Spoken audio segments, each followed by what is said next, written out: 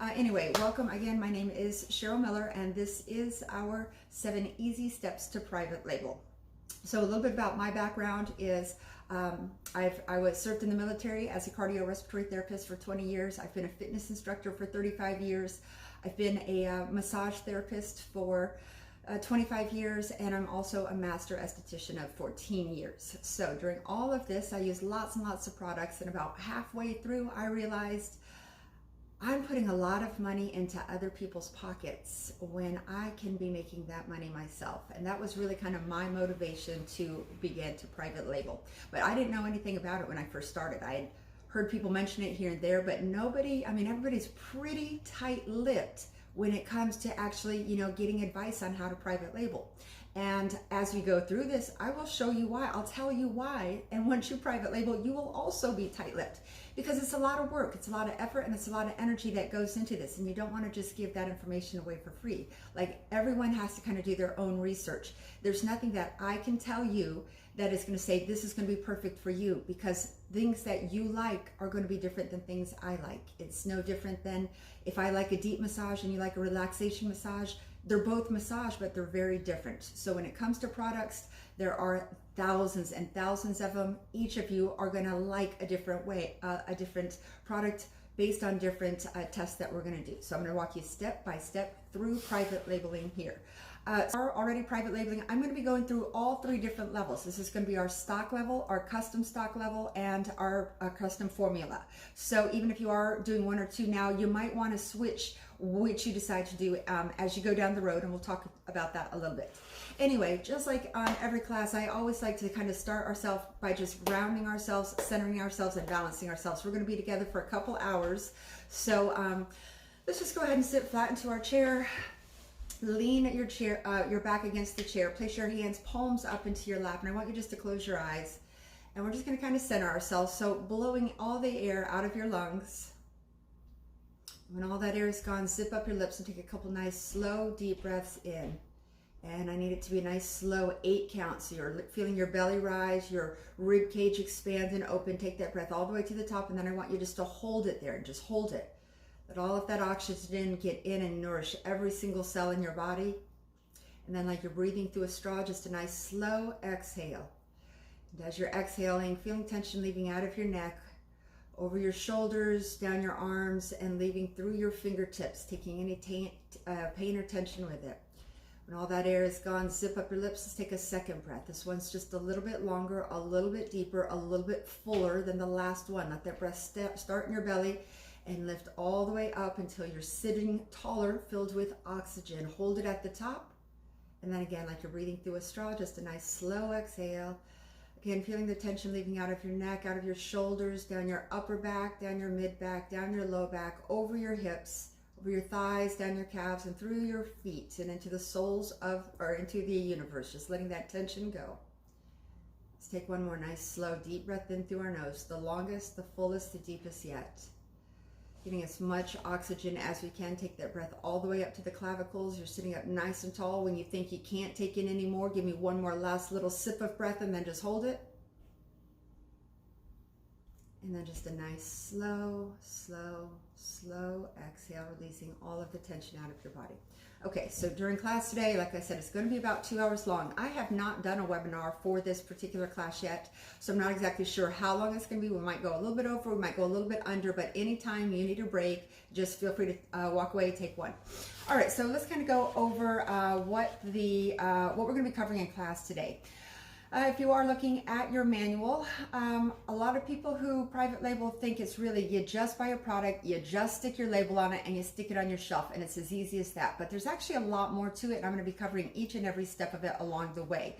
But anyway, so the topics that we're going to be covering today: conception and direction of your line. That needs to be the first thing that you even think about. We're going to go into stock versus custom stock versus custom formula. We're going to talk about research a lot. That is probably the most important part of this, is researching the company, because you're going to be working hand in hand with them. You want to make sure that you do your research, and I'm going to be letting you know the things that you need to be researching for these companies. Next, we're going to be talking about ingredients, and this is, again, another really important one. But if you're not great at ingredients now, don't worry about it, because as you're getting these products, as you're learning about them, you absolutely will be learning about the ingredients as well, and you'll start to learn which ones are going to give you the best results and which ones don't. Okay, so we're also going to talk about a timeline, about how long you can expect to do this. It's going to be a little bit different for everybody, but it does take some time, so you have to be willing to put that in. We're going to be going through the 5 processes, 5 tests that every single product that you're testing needs to go through. These are important tests so that you're not going to be disappointed with it down the line and be sad that you made the investment into this product or company. We're going to be talking about special considerations. We're going to be talking about expenses, how much you can expect to spend during this processes. And there's a huge variation on that. So I'm going to talk about the very least expensive way to get in, and then you can go into the higher end. We are going to talk about insurance, sample sizes, menu development. We're going to talk about your price list. We're going to go into branding and logoing, and this is a really important part. We're going to talk about infringement of a name or a product. We're going to be talking about common mistakes to avoid: labels, packaging, shipping, taxes, marketing. We're going to talk about doing bundles and promos, shelf talkers, and any promotional or marketing items. Instructions for home care, signature services. We're going to talk about your display. We're going to go into a little bit about your e-commerce store, about your product launch, and then lastly, we're going to be talking about a master class, and this is a great way to kind of introduce it. Anyway, so those are going to be the topics that we're going to be covering today. I'm going to set those to the side to make sure that I do cover each and every one of those. But anyway, let's go ahead and flip on over to the second page of our manual, which says, "Are you ready?" And we're going to be taking a little test. And if at the end of this test, you do not feel like you are ready to private label, you can go ahead and exit out of this. I will refund your money. Not everybody's ready for this. And by the end of this test, hopefully you'll have a better idea if this is going to work for you. Okay, so the first one is this line that you're carrying now, are you feeling completely happy with it, or are you feeling like there's a lot of products in here that I like, but I'm not super in love with? Yes, I like 1 or 2 products, but here I'm having to carry their whole line just because I've invested into their product line. So that's kind of a feeling of feeling trapped. Like, I like this line a lot, but I don't like everything about it. The second question is, are you cherry picking? And I know this is absolutely what led me to create my own private line. Was I liked 1 or 2 items from this line, 1 or 2 items from this line, and 1 or 2 items from this line. So then I would mix up these product lines while I'm giving someone a facial, but maybe I didn't retail all of those lines. So when it comes time to come out and get them their home care, I'm like, okay, well, you can use this one. It's pretty similar to what I used on your face, so that worked really well. So then, then it comes a lot to, you're cherry picking the items that you're using on your client's face, but then you're retailing a completely different product, so they're not going to get the best results.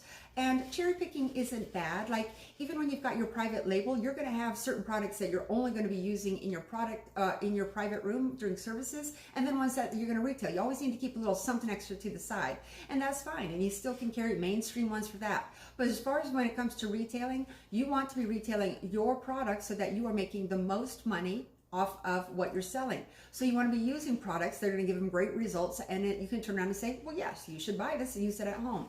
So if you are cherry picking, this is going to be a great opportunity to cherry pick from many lines to create your perfect line. Your perfect line meaning that you love every single thing about it.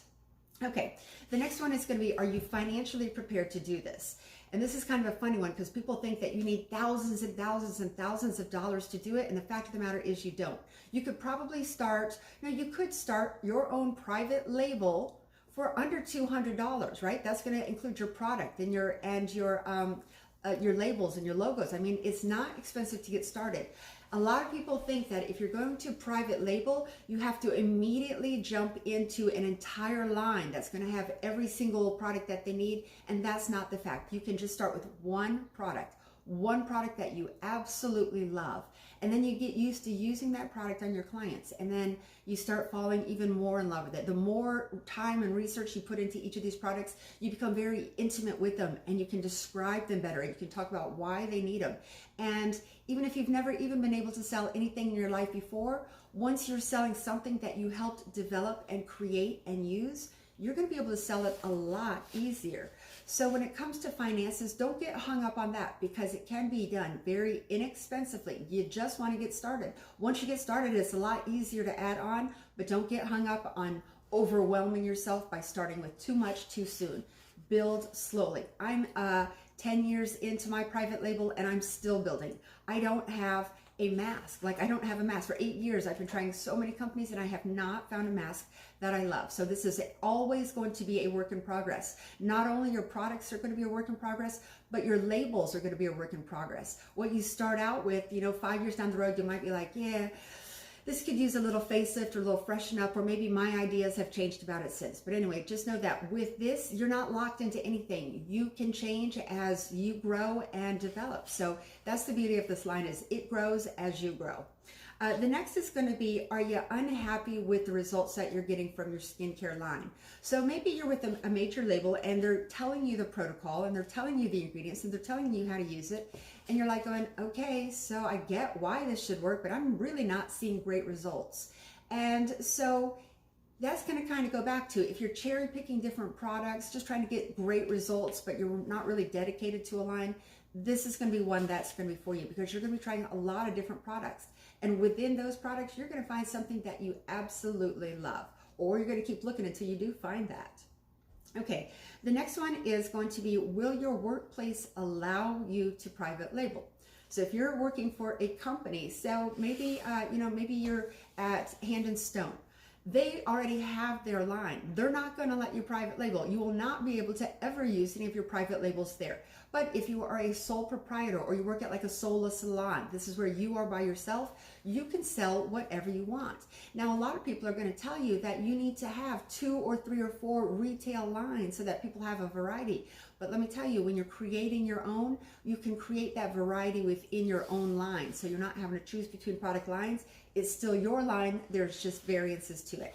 But the first thing you need to make sure that you are allowed to do is to bring a private label into your business, because they're going to be really unhappy if you do it without that. The next is going to be a really important one. Do you have the clients, the clientele that have been with you long enough to trust your expertise in whatever product you're putting on their face? Okay, so a lot of times, I know everybody does it a little bit different. When you're putting a product on their face, maybe your client will notice the smell, or maybe the temperature of it. And they just might think in their head, oh, that smells good. But if you can talk to your clients and say, okay, so what we're going to be putting on here is a little bit of alpha hydroxy acid. This is naturally derived. It's coming from this. So when you can talk to them a little bit about it and tell them, like, if they are feeling a little bit of a tingle, what that tingle is. So you can describe things a lot better to them. Once you have a good, once your clients trust you with these products, you can talk to them about it and let them know, all right, I'm going to get you on this serum because it's going to really be working on lightening your melasma, your age spots, and it's also going to clear up any of your adult onset acne. So you can speak to it in a very positive manner, and it's you're selling something you've created, and it's very easy to sell to your clients. But you have got to have those clients that trust you, all right? If you don't have a clientele, you can come up with the most amazing private label line in the world, but if you don't have people who trust it, who you can sell it to, it's just going to be sitting on your shelves. Okay, so the next one is, do you have a good understanding of ingredients? And I touched on this just a second ago. If you don't really understand ingredients, or how they work on your skin or with your skin or under your skin, or how long it needs to stay on or anything like that, understanding ingredients is going to be a big part of the research and development of your product line. So you might be able to look at an ingredient list, or they will list it out for you and tell you the benefits of it. Get familiar with those ingredients. So when you are speaking to this about your clients, you can speak to them in a very knowledgeable way and say, this is why I think this is going to be best for you, because we're going to do this, and we're going to do this, and we're going to do this. With these ingredients, it's really going to help you. But the better you can speak to those ingredients, the better you're going to be able to sell. And when you are creating this, you're developing it, you're testing all these different products, you're going to become familiar with certain ingredients that are going to be working better for you. And also, when it comes to those ingredients too, you also have to be a little bit aware of the platform that you plan to sell it. So say you create your private line and you only want to sell it to your clients, and that's perfect, right? But it's just in your store. So maybe they could call you and say, hey, listen, I'm out of this. Can I come pick it up? You could do like a curbside pickup. But if you want to make it a little bit bigger, like say you want to be able to sell it online all over the world, you're going to need a platform where you can sell your products, right? And some of those platforms are a little bit picky of the ingredients that are on there. So I'll get into that a little bit later, but some platforms will not allow certain ingredients. So you need to be aware of those ingredients so that you can be aware of where you can post or sell your products. The next one, are you self-motivated? This is a really big one because no one is going to be picking the products for you. No one's going to be testing the products for you. No one is going to be creating the menu. No one's going to be creating your shelf talkers, and no one is going to be creating your marketing and advertising besides you. You are going to be the person who is doing all of that. You're going to be the person. So if you're not self-motivated, if you would rather just open a box and pull out products and have some nice shelf talkers, somebody telling you what to say to your client about that product, someone telling you what to charge, and then you getting a little, a little discount, 15-20% on that sale, that might be easier for you. Maybe you don't have the time that it takes to create all of those other things that are going to be necessary if you private label. So again, this might not be the time for you, but if it is, just know that it's going to take a little bit of work so that you can kind of advertise it right, market it right, speak to it right, and people are going to know it and they're going to see it. We're going to go into every step of that, but just know from the beginning, you've got to be self-motivated because no one's going to do this for you. No one's going to market and promote your product the way you will be able to. You just have to have the time and motivation to do it. Okay, and that's going to come up to my next topic, which is time. This, to private label, it takes time. Yes, you could just find any private label and go, oh, they've got, okay, a cleanser, that sounds good. I'll get a toner, I'll get a mask. Let's see, I'll get a couple serums and I'll get a moisturizer. Get it and go, yeah, they're fine. Stick your label on it. You can do that. That's going to take you about an hour. But ultimately, you're just putting a product on there that you're not going to be familiar with, that you may or may not love. So the time comes in doing the research to get the line that is perfect for you. Now think about it like this. In your retail, in your spa now, if you are retailing a line, you're probably carrying 2 or 3 lines, right? Within those lines, each of those you have to be able to order them, right? You have to be able to market them. You have to know their prices. You have to know their ingredients. You have to know their protocols. But for yours, you will be creating all of this. You will be creating all of those things. And again, each of it takes time. But instead of having those couple lines that you have to choose from, now you're going to have just your line that's going to be fitting for whatever genre your clients are. But it does take a little bit of time. How much time? That depends on how quickly you move, how quickly you do your research, how quickly you get your logo, how quickly you get your label, how quickly you get it all together. There are some time-saving ways that you can do this, and we'll go into those once we get a little bit more into it. At any rate, if you have answered yes to those questions, yes, you have the time. Yes, you have a little bit of money set aside for this. Yes, you have the motivation to do this. Yes, it can be brought into your workplace. And yes, you're ready for a change. We're ready to begin. So at this point here, if there's anything that I said and you go, well, nope, I'm just not ready for this, now would be the time. Go ahead and put a comment in the box or say, I'm not quite ready. And you can go ahead and leave and I will refund your money. Again, this isn't for everybody, but if it's for you, you will not be sorry. You will not look back. You will wish you had done this a long time ago. All right, so let's go ahead and get started. Flip on over to the next page after that, where it is going to say, what is a private label? Okay, so what is a private label? This is basically just a product that is done by a third party manufacturer and it is sold under your name. So that's all a private label is. So today we're going to be talking about private labeling skincare products, but just know that you can private label anything you want. So I private label my gua sha tool, right? That is one that is custom cut for me. I'm the only one that sells it.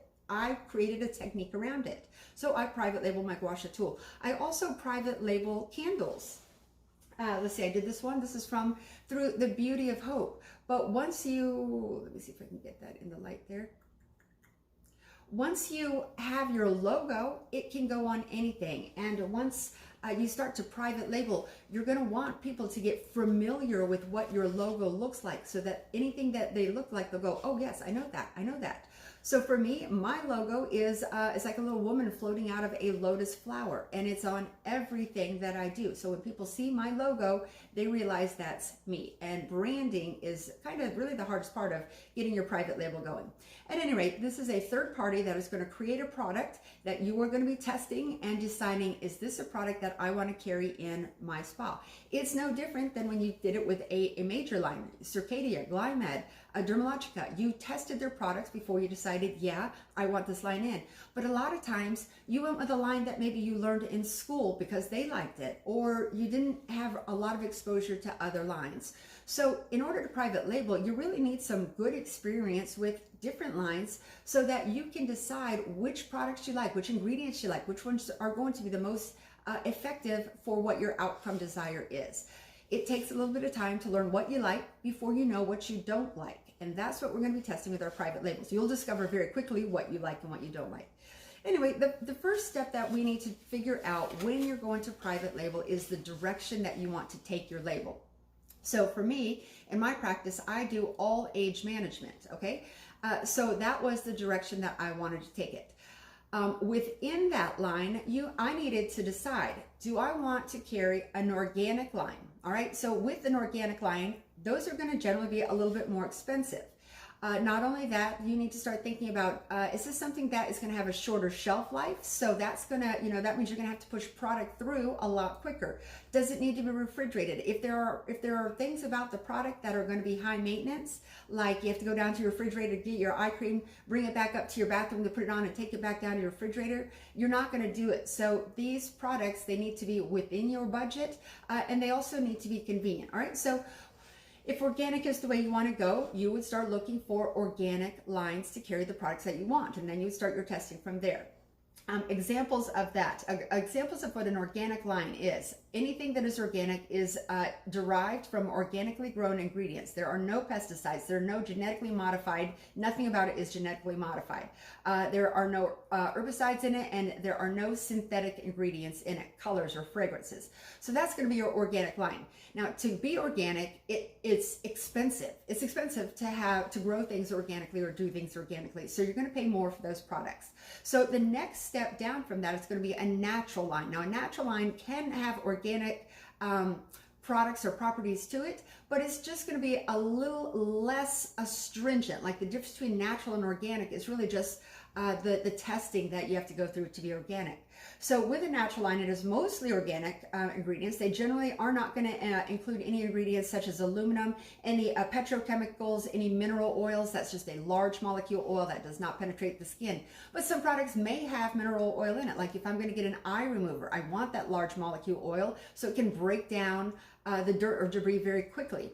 But anyway, the natural products generally will not have DEA, TEA, or MEA. It's not going to have anything that ends in the EA. That's not a great product. It's not going to have any parabens, any your methyl, your butyl, or your propyl. All right, so parabens, 10 years or so ago, they got a really bad rap. Like that was a really bad stabilizer. That is your that is what's going to give you your shelf life, right? And parabens got a really bad rap. But ultimately, if you do your research on parabens, they're really not that bad. It's just like eggs got a bad rap for a while there. Butter got a bad rap. Parabens got a bad rap, but they're really not that bad. Once you start doing your research, you'll make that decision on what kind of stabilizer you want in your product so that you can get a longer shelf life out of it. And there's a lot of different options.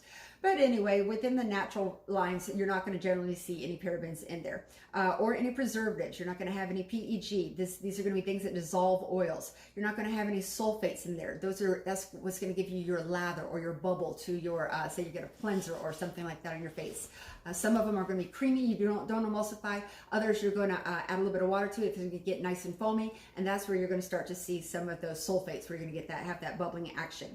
All right, so a couple of natural lines, that's going to be Hale and Hush and Bioelements. The difference, again, is just the organic ingredients and products, they have to pass more rigorous standards. Okay, so next we're going to go into, maybe you want to specifically get into a vegan line. Now, that's coming up really popular. Organic and vegan lines are really, really getting popular. But again, the more specific you go, the prices are going to be more expensive. So within that vegan line, that means that it's not going to be produced, there's going to be no animal or animal byproducts in there. That means no honey, no beeswax, no lanolin, no keratin. All right, so for my Zen butter, which is one of my custom formulas, I had a person ask me, is this vegan? And I looked through the ingredients and I said, yeah, I think it is. And then that's when I learned beeswax makes a product not vegan. So again, you learn as you go. Anyway, so those are going to be kind of your more expensive ones, your organic ones, your vegan ones, your natural products. Your prices start to come down a little bit more there. They're not quite as astringent. Next, we're going to go into what is called our cosmeceutical line. All right, so cosmeceutical is going to be a hybrid between cosmetics and pharmaceuticals. So they're going to have more active ingredients into it. So this has both cosmetic and therapeutic effects on it that are intended to benefit the skin.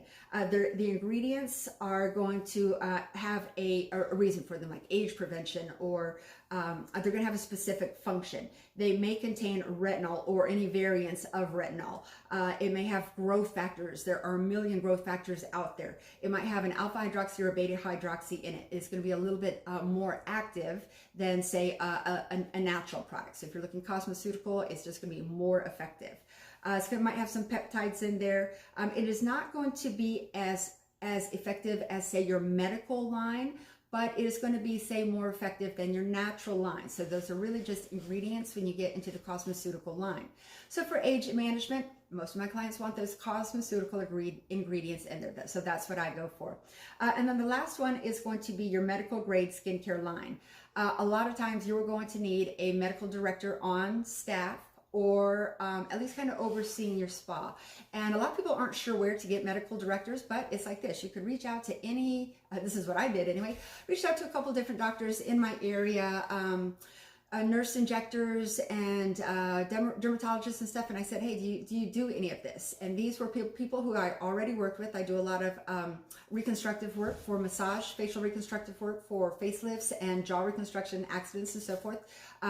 So I knew a lot of them, and I asked, hey, do you offer a medical where you oversee this, so I can offer different things at my spa where I could offer a medical line? And for the most part, I had several of them say, yes, I'll be your medical director. It's not a big thing. It's not like they really have anything to do. Ultimately, they've got the responsibility of me. If I screw anything up, they will be held responsible for it. But I had a good working relationship for them. So if you want that medical line, you will need that medical director to oversee your clinic. That doesn't mean they need to be on site, but you will need that director. When I was doing it, I was paying them about $100 a month just so I could say, yes, I've got a medical director. But it's also nice too, because I could call them or reach out to them if I had any specific questions. So that's how it's going to work. We've got our organic, we've got our natural, we've got our vegan, our cosmeceutical line, and then we've got our medical grade skincare. Those are all the different types. There are also a few subcategories that you can specialize in, such as age management, which is what I do. I do a cosmeceutical age management line. Oncology, like I'm oncology trained as well. And when I went to go look for oncology skincare lines, I was like, wow, there is not a whole lot out there. So if that's something that you want to private label in, let me tell you, if you go to those smaller groups like oncology and create an amazing line that you private label, there's going to be a lot of people who need it, right? There are a million lines out there for people to choose from. So if you get that little niche, it's going to be easier for you to sell. As far as mainstream lines go, as far for cancer oncology, I wasn't really impressed with any of the lines. So I set out myself to try to create a private label for oncology. And then I realized oncology really isn't where my passion is. I mean, I love to help people. I love to do hospice work, but I didn't want to create an entire line just for that. I mean, that's a lot of work, and everybody is taking different pills and getting different situations. So it was a lot of work, but if you want to, I encourage you to, because that is a field that desperately needs some really quality products. Another one is going to be problematic skin. I do mostly age management, so I didn't want to focus on problematic skin. And then special populations. So I'm up here in Seattle. We have a very high Asian population, and their skin responds a lot differently than a lot of other people's skin. So I do have one of my lines is going to be specific for, it's a Korean line that I absolutely love. But anyway, those are going to be your special populations. So once you decide the kind of arena that you want, or products you want to sell, now you can decide what kind of companies that you can start researching. Anyway, the first thing that you're going to do once you kind of decide the direction of your line is you're going to decide if you want to do a stock product if you want to do a custom stock product, or if you want to do a custom formula. So let me just talk about the little differences here and the benefits of each. Okay, so a stock product, this means like, and there are 100 companies out there. You would ask for samples from this company, and if you were to go with them, if you were going to sell their stock product, that means it's their recipe, their ingredients, their protocols, their name. That means they have named that product. That means you are not going to change the name of it.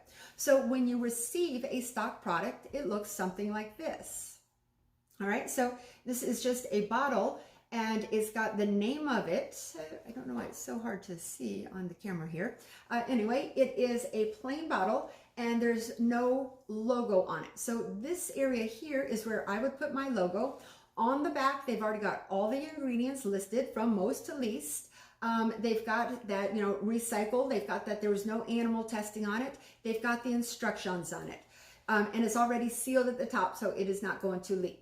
So this is what you call a stock product, and you can absolutely go with a stock product. This means you would receive a box of products that look exactly like this, and then you would go ahead and put your logo on there. This is what you would call a stock product. I have several stock products. These are just products that I love, that I tried, I tested, and I loved, and I didn't need to change a thing about them. This is another one. This is going to be my oxygen cleanser. I absolutely love it, stock product. So when it comes in, it does not have my label on it. So all I do is put my label on it. So again, this is going to be your stock product. And when you're testing your products, you're going to find which ones you really like. Now, once in a while, you might find a product that you like, but it's not exactly like you like. When you get to that, and it takes a little while to really get comfortable with all of these, you're going to go to what's called a custom stock product. So you're going to take their stock product, and you're going to tweak it just a little bit. Now, what this means, well, let me back up here for 1 second. This is going to be your least expensive way to get into private labeling, is through a stock product, okay? It is going to cost you the less. And the more you order of it, the price goes down. Now, let me talk about the benefits of it. One, easy. This is so easy. You're going to put your label on it and your contact information, and then you put it on your shelf. When this comes, there's not going to be any shelf talkers. There's not going to be any menu or anything like that. So you will be creating it. But as far as ease of putting product on your shelf, this is going to be your easiest. Now, it is easy for you, but here's the thing, because you cannot change the name of that product. This one is called the Oxygen Revitalizing Cleanser, and I absolutely love it, but I'm selling it in my spa, and it's got my logo on it. However, if my client were to leave and go home and Google those words, Oxygen Revitalizing Cleanser, they could find it somewhere else, because I'm not the only person who's private labeling this. There's a lot of people private labeling it all over. So they're calling it the same exact thing as well. So if they were to Google Oxygen Revitalizing Mask, there might be, 10 or 15 different people where she could buy it from. All right, now, not super cool if they even do that, but clients, they're going to do it. They're going to research it. So with a stock product, you do not get to change the name of that product, which means other people could research the name of that product and find it. So if you say, yes, I am private labeling, this is me, this is mine, it is all me, then they might kind of go, oh, but I saw it somewhere else. All right, so just know that is the least expensive way to get into private labeling. The chances of your client doing that are pretty small, right? They're loyal to you. They've helped you work on getting all of these products. So more than likely they won't, but just know that if they did, they could find it elsewhere. So if you don't want that, the next thing that we could go to is what you would call a custom stock formula. Now, this is where you can make some changes. So for me, after a couple of years of using an oxygen mask that I absolutely loved, I loved just about everything about it, I decided that I wanted to private label it a custom. So then I took their product, I made a little couple changes to it, but now I could change the packaging of it, and I can change the name of it, and I can put my logo on it. So it is going to be printed on there, as opposed to fixing a sticker on there. All right, so a sticker is going to look really nice. It looks very professional. But if you want to step it up a little bit and have them screen print your logo on there and change the name, now no one can Google the name of this oxygen recovery mask. There might be something else out there that has that name, but it is not going to be this product because this is my private label product. It is a stock formula that I've made a little change from. I changed the packaging, I added my logo, I changed the name. That is going to make it specific to me. All right, so again, we've got our stock product. You put your label on it, you put your information so people can contact you to reorder more. Custom stock formula, you can change the packaging, you can change the name, you can have it screen printed so that your logo is on there. Those are going to be your two stock options. The third option is going to be a custom formula. So this is where you've got a lot of do-it-yourselfers. Say you're home and you're creating a recipe that you're using on your clients and you love it, and maybe you've been doing it for a long time. So for me, I've been a massage therapist 25 years. All during those years, I was trying to create the perfect massage medium. I created my own massage technique, and it's a very deep technique. So I needed just the right slip to grip. And if I used oil, it was too slippery. If I used a lotion, it would absorb in too quickly. So then I would put those two together, right? And then it was like salad dressing. They would separate. So for years and years and years, I would mix it together and just try to get this perfect lotion, and I couldn't. Fast forward 20 years. One day I'm and I threw out gallons of stuff. It just didn't work out. Well, one day in my fridge, and this was, I'm gonna say 4 or 5 years ago, I created the perfect massage medium. And I had done it so many times before that I didn't think to write down the recipe. So it was perfect, and I was like, oh, I should have wrote it down. Anyway, so I had to recreate it, and I did it. And it was at that, like, I had been doing it as a massage therapist and as an esthetician, right? Like, I'm putting it together. But it wasn't until I went to Master Aesthetic School that I really learned how to get things to stick together. Anyway, fast forward, I'm making this. It's called my Zen Butter. And I'm using it on my clients, and they're loving it. I'm noticing beautiful changes in their skin. They're digging it. Next thing you know, I start selling it to my clients, right? Next thing you know, I'm starting to sell it all over the country.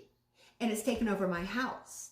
And so then I realized I had to grow from that, and I did, and I'll talk about that in just a little bit, but this is what you would call a custom formula. So this is my Zen Butter. This is my recipe. I picked out the packaging. I had to create my own ingredient label. I had to create my own label on top. All right, so you're doing every step of the process on this one. If you go with your stock formula, it's already going to be packaged for you beautifully. And then if you go with your custom stock, you can change the packaging. So we've got lots of options. Based on those options is going to be how much money you spend. Okay, so if I were to buy a stock item within that company, there might be, I have to purchase a minimum order, right? If you were to go to your custom stock, that minimum order is going to be a lot higher. Like, I had to order, I'm going to say like $1,500 worth of just one product. So you better love it, and you better make sure that you can push it before that product expires. So this might be, I might need to be purchasing 3 of these. This I need to be purchasing $1,500 worth. And then if I go to my custom formula, this I buy in gallons. I buy 20 gallons at a time. So really, it all comes down to your time and your commitment as to how deep into this private label you want to go. But we're going to talk about each of it a little bit more so that you'll feel comfortable. But everybody starts at 1, and then you kind of gradually grow. As you get more comfortable, you feel comfortable moving deeper into private labeling. All right, so let's see. The first item, stock product benefits, is it's going to keep your cost down. Considerations, other people can find it if they Google that name. Next is going to be our stock product. Benefits of this one is this is going to allow your product be exclusive to you. You're the only one that's going to sell it. You can change the packaging, you can change the name, and you can change the label. Considerations, there's going to be a higher minimum order for this one. Custom formula. This allows you to work with a formulator. And it is going to be, you can make changes whenever you want. This is your formula specific to you. Nobody else in the world can get it other than through you. Considerations, there's a really high minimum order for that one. All right, so that's where your finances are going to come in based on what you can afford, but just start. Don't wait until you can afford to do it all. Start with just one product. All right, so let's just talk about the difference between the prepackaged just a little bit more. This is going to be your prepackaged stock formula. If you decide that say you've got a product that you absolutely love and you want to buy it in bulk, you can do that. Like they'll send retail sizes. A lot of companies are going to have sample sizes, retail sizes, back bar sizes, but then they're also going to offer it in bulk. And this is where you buy it in huge quantities. And this is going to be, again, where you would be picking out you would have to pay for and pick out your packaging, your labeling, and your logoing. So if you buy in bulk, you're going to save money that way, but where you're going to kind of lose money is it takes a lot of time to package each one individually. You have to do it like in a clean room where there's not going to be any germs or dust or pets or anything like that. So it takes a lot of time and effort and energy. So based on how much money you have and how much time and energy you have is going to help you decide which label you want to go, stock, or custom formula. Again, with the prepackaged, that's going to increase your price a little bit just for the convenience. With the bulk, it's going to bring your price point down, but it kind of evens out with what you have to pay for labels and what you have to pay for your packaging. Packaging is actually pretty expensive, and if you're going to have an amazing product in there, you want that packaging to reflect you. You know, you don't want you wouldn't want your product in a Ziploc baggie and just go here. Even though what's inside is amazing, you still have to have that presentation that is a representation of you. Okay, one other thing that you need to check out with your insurance is, will your insurance cover this? Well, okay, so yes, will I share some labs with you? Absolutely, I've got 45 labs that I'm sharing with you. But anyway, as far as selling to your clients, again, just the pricing is going to come from if it's prepackaged or if you package it yourself. But you also want to check with your insurance and make sure, do they cover custom formulas or stock formulas? Also, the insurance companies that you go with, you want to see, do they have insurance, or will you need to get your own separate insurance? Now, I don't know what insurance you have. I don't know what it covers, but I will say this. You need to find out what your insurance covers, because as an example, I've got a girlfriend, she lives in Santa Monica, and I went and taught a class at her spa. I asked her, like I ask everyone, like, you know, what's rent run around here? I was out in North Carolina, an enormous house, $700. Anyway, I go to Santa Monica, a medium-sized spa. She pays $13,000 a month, which I couldn't even conceive. Anyways, $13,000 a month. She has an organic line in there. She does holistic practices. This is on a main strip in Santa Monica. And the other day, due to riots, her spa got broken into. She had 2 insurance policies, and neither of them included vandalism. So she has to pay for everything. So my point is if you're not sure what your insurance covers, ask specifically. Do you cover stock products? Do you cover custom products? Do you cover custom formulas?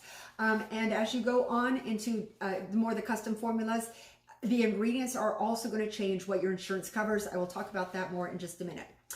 Okay, so if we have no questions on stock, or custom formula, or prepackaged versus packaging yourself, we're going to move on. Okay, so the next step that we're going to go to, and this is going to be the one that says private label company research. Okay, if you look behind that page, I've got a list of 45 companies out there. Now, there are literally hundreds, but I've listed 45 of you. This is going to be a great place for you to start your research. All right, so what is that research even going to look like? I have created a list of questions that you are going to need to ask when you talk to these companies or when you look online and are researching them. All right, so the first thing is going to be their ingredients. You're going to want to look at the ingredients. If you're not familiar with those ingredients, get yourself familiar with those ingredients. There are tons of apps that talks about ingredients that are good for your skin, ingredients that have a comedogenic, that they're going to block your pores.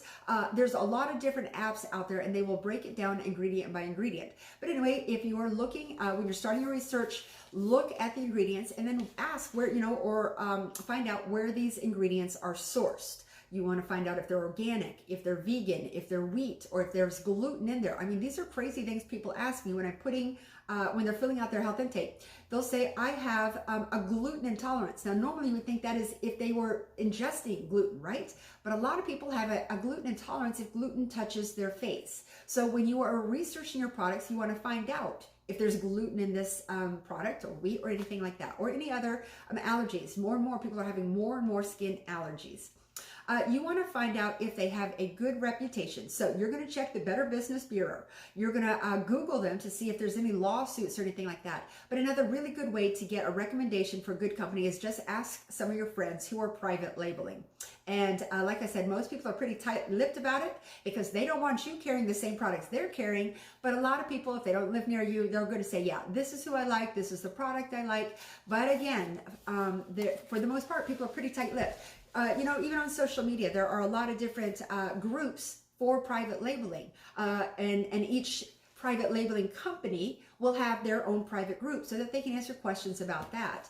But again, people are pretty tight-lipped about it because everybody is so different. You're not going to be giving a lot of advice away because another smell they like or another feel or texture may be completely different than what you like. Anyway, ask your friends, does this company have a good reputation? Have you ever had any problems with them? Have you ever had to return anything? You're going to just find out their reputation and make sure it's a good one.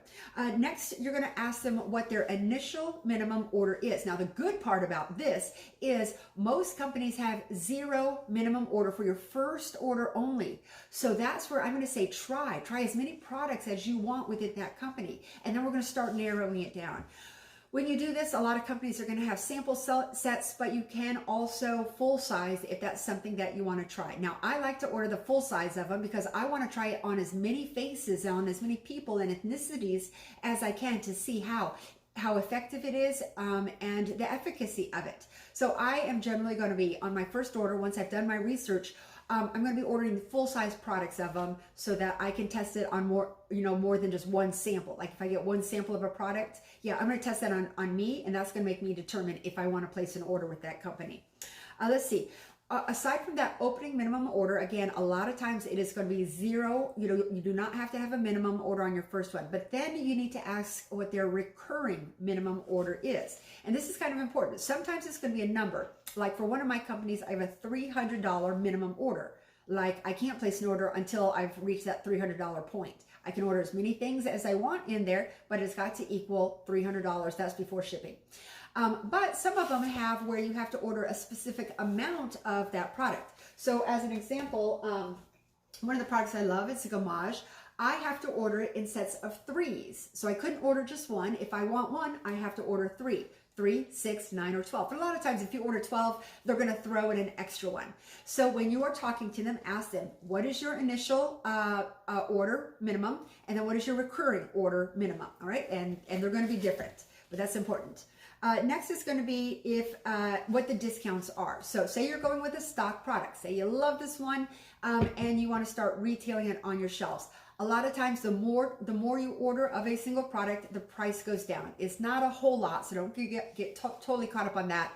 But generally, if it's like 1 to 5, you order 1 to 5, it's this price. If you order 6 to 11, it's this price. If you order over 12, it's this price. And also, it's going to go down if you order bulk size or if you order the back bar size. But as far as your retail size, the more you order retail, the price is going to go down. Okay, let's see. Oh, ordering sample packs to try. Okay, so on that list that has 45 different companies, every single one of those companies are going to have samples. This is how they get their product into your hands. So some of these companies have really large sample kits that you have to pay for. You can get like a small, medium, or large one. Some of them are free, but get the samples, okay? So for anyone that calls out to you, say maybe you want to go cosmeceutical, you're going to reach out, you're going to do your research on a couple different companies, get their sample kits, and then just set it to the side because we're going to talk about testing here in just a minute. But try these sample kits. You're going to be amazed. You're going to be amazed by the names of these. You're going to be amazed by some of the really innovative products that they put into it. But anyway, it's a lot of fun. Testing for me is very, very fun. I loved it, and I tested hundreds. So once you get your sample pack, you also want to ask them about their return policy, okay? So once I have this product, once I put this logo on it, and once I sell this to a client, if they get home and then the pumper stops working, and then they write me, hey Cheryl, the pumper's not working. Okay, bring it on back and let me get you a different one. So now I need to know if my private label company is going to allow me to return that product. And sometimes the answer is going to be yes, and sometimes the answer is going to be no.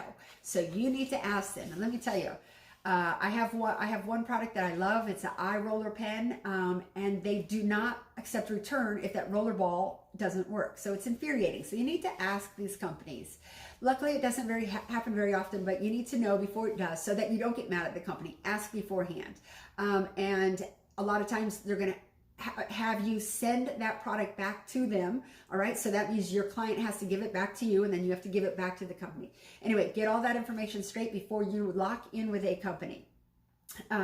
Next is going to be insurance coverage. Okay. So now maybe your insurance coverage, again, ask questions, because especially during now with COVID and the riots, ask these questions. Are they going to cover your product? Are they going to cover your stock? Are they going to cover a custom formula? If you get robbed, will they cover your inventory? So just ask questions, everything that you need to know from your insurance.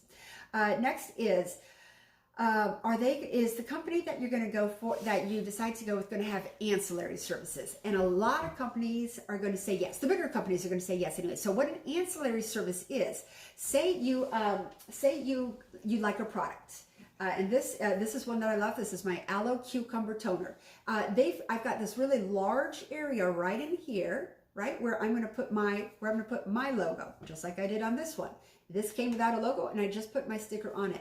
But what a lot of companies will do for you is they're going to say, oh, you don't have a logo?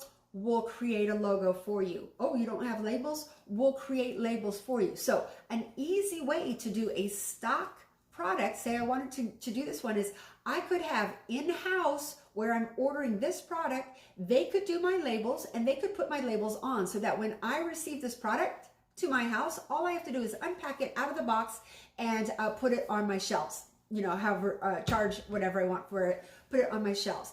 Those ancillary services are going to cost you money. Okay, so if you want to save a little bit of money, what you can do is you can create your own logo and you can do your own labels. So when you receive your product, it looks like this, and then you put your label on it. All right, so ancillary services are going to be, I mean, if you're completely lost, if you don't have a logo or a label, I'd say go for the ancillary services.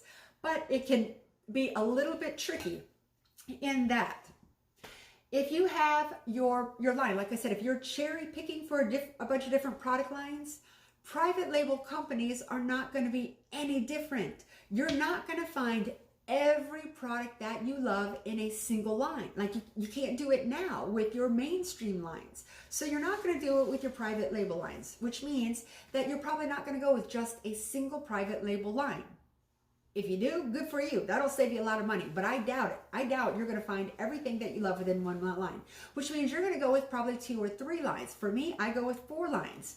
So if I'm using in-house ancillary services to do it for this line, and then for my second line, and then for my third line, that's costing me a lot of money. So the way I do it is I get it, I receive the products from each of the companies that I go with without the labels, and then I put the labels on there and I put my contact information on there. The ancillary services are available to you, but just know it's going to cost you a lot of extra money that you can actually do yourself, and it's really quite done easily, and I can walk you through that. But you can just ask them if they offer that services. Again, most of the bigger ones do, some of the smaller ones do not. Okay, so next is going to be, is the chemist or the formulator available?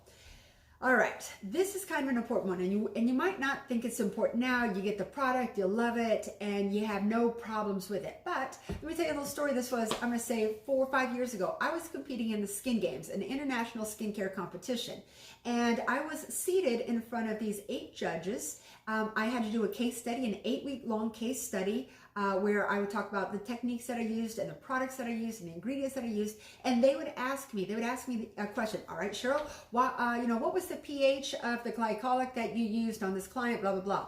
And I needed to know all of those answers. So I call up one of my private label companies and I say, listen, can I speak with the chemist who created this product? And they're like, no. No, why? What's your question? Okay, well, listen, I need to find out what the pH is of this glycolic that I'm using.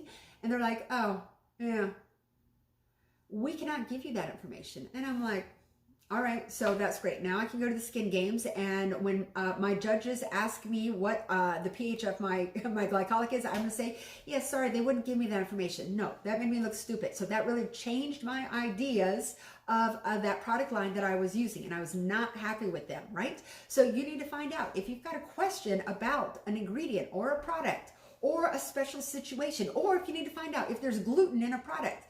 This person, this rep who you talk with on the phone to order your product, she's not going to know. She's not the formulator. She's not the chemist. So you need to ask when you talk to them, listen, am I going to have access if I have any questions about these?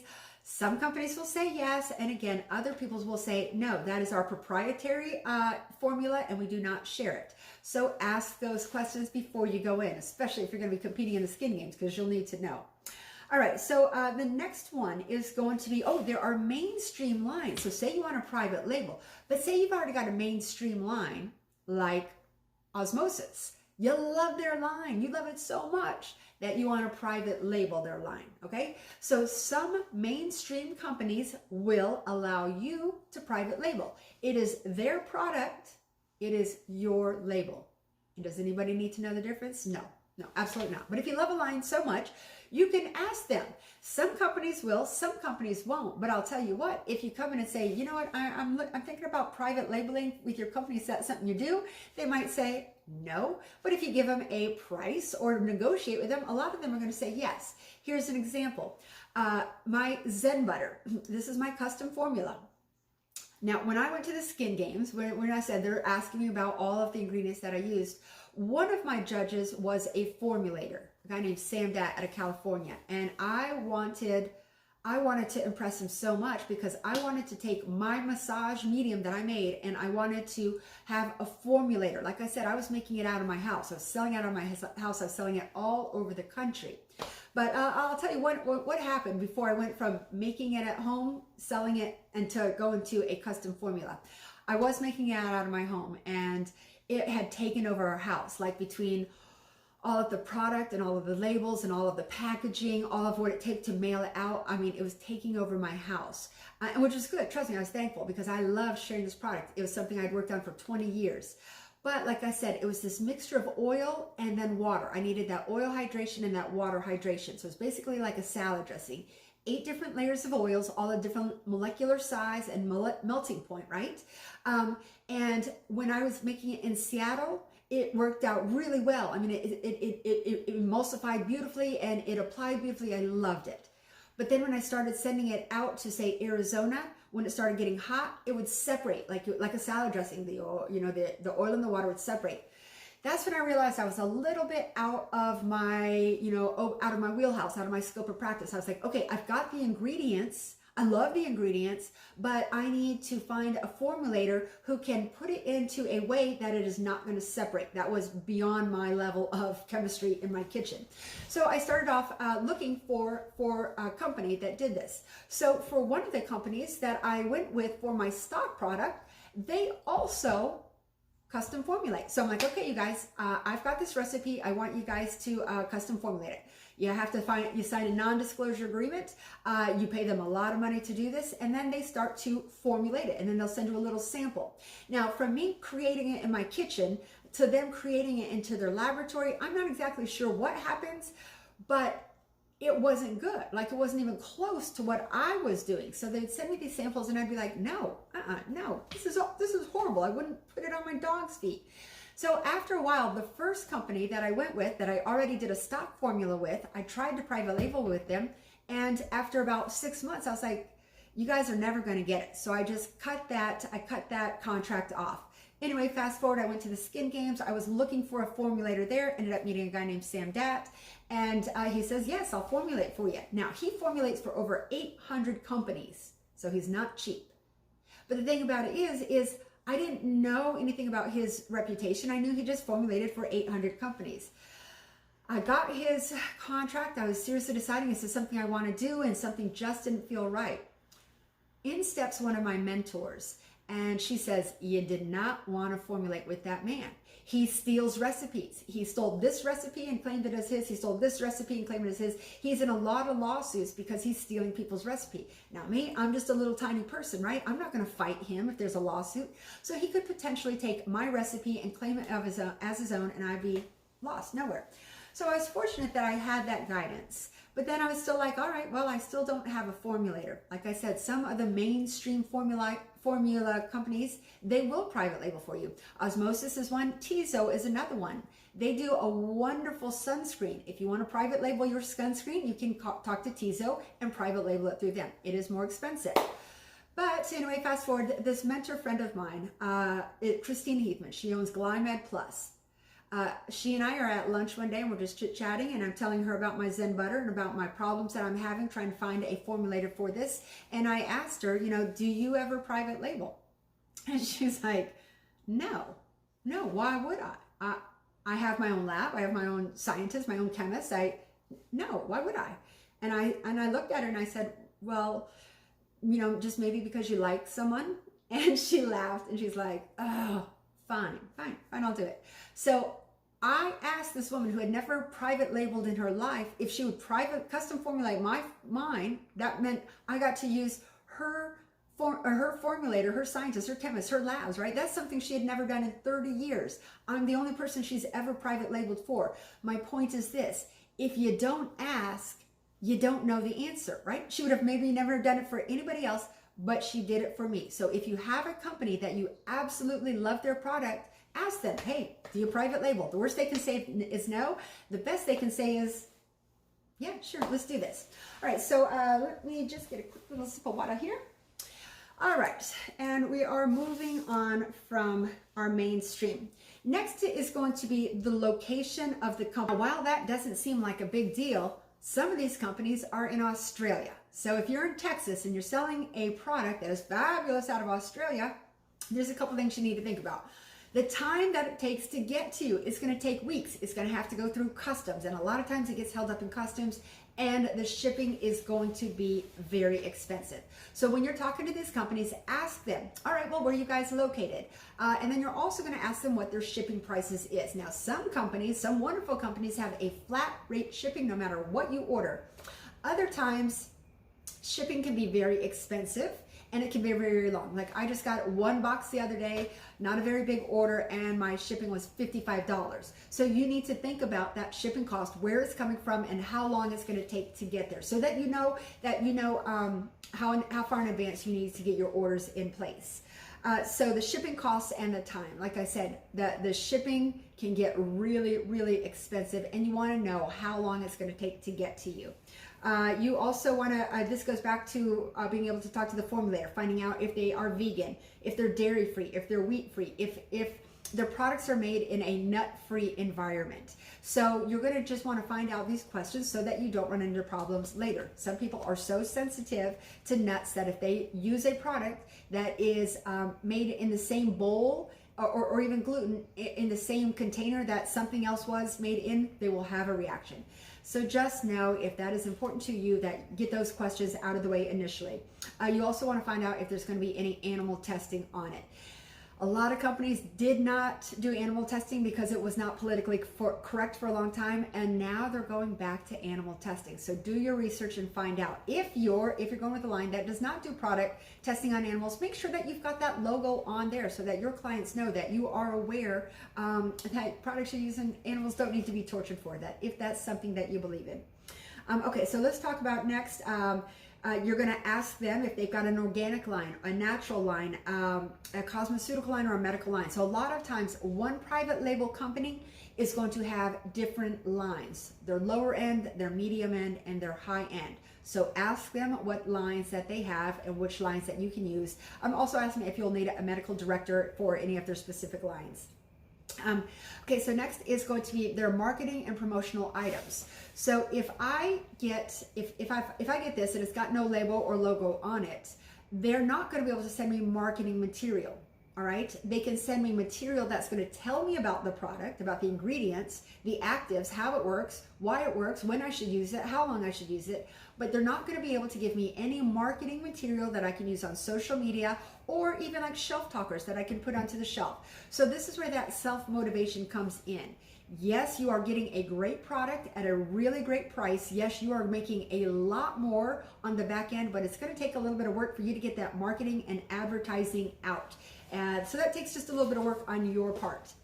Okay, so next is you are going to be asking the company if they offer sample sizes. Some companies say yes, some companies say no. If they say yes, you're going to ask how much those samples are. So if their samples are $1, right, that's money off your bottom line. So you might want to ask them this.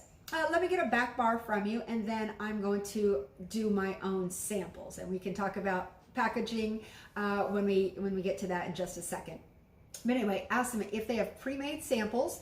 If those pre-made samples have a name on it, have instructions on it, have ingredients on it, anything like that. Some of them have like bigger samples. So for one of my cleansers, I get it in a 2-ounce travel size, I get it in a 5-ounce small, and then I get it in a large 8-ounce size as well. But ask them about the samples and know you can either use their samples if they have them, or you can create your own samples. And I will tell you a little bit more about the guidelines of creating your own samples in a minute. Next, we are going to talk about specific ingredients that they're using. So you're going to want to talk to your company about their shelf life. What is the stabilizer that they're using to give their product that shelf life? Is it organic? Are there artificial fragrances? Are there artificial colors? Get all of those questions out of the way when you first speak to the company, right? And have this check sheet. If they don't meet the standards that you need for your product, don't go with that company, drop down to the next one. All right, so that is it for our research on that. Next is, this is again, 45 companies that you can research. Now there are more out there, but I have given a really good list. This is a little bit of natural, organic, cosmeceutical. I think there's a couple medical ones in there. There's ones for different cultures, anyway, 45 different ones. That's a great starting point. And then you're just going to research them. You're going to ask those questions when you get them on the phone. Now, I could make recommendations of the ones that I love, but you know what? My smell is different. My tactile is different. The results I want are different. So I don't ever make recommendations ever. And if you have people say, hey, what do you recommend for a private label? You're going to say, you know what? It's different for everybody. So you're going to have to research which ones you want. At any rate, you've got a great list as a starting point there. So ask the questions that you need. Okay, so now we're going to be talking about narrowing down the competition. So after you have called or emailed these companies, maybe you have found a couple, maybe 3, 4, 5, 6 companies that you like. Now what you're going to ask them for is their sample kit. Now we're going to get into the actual testing of our product. So let's turn to this page here. There should be a pretty big blank area right in the center, and this is where we're going to be taking some notes.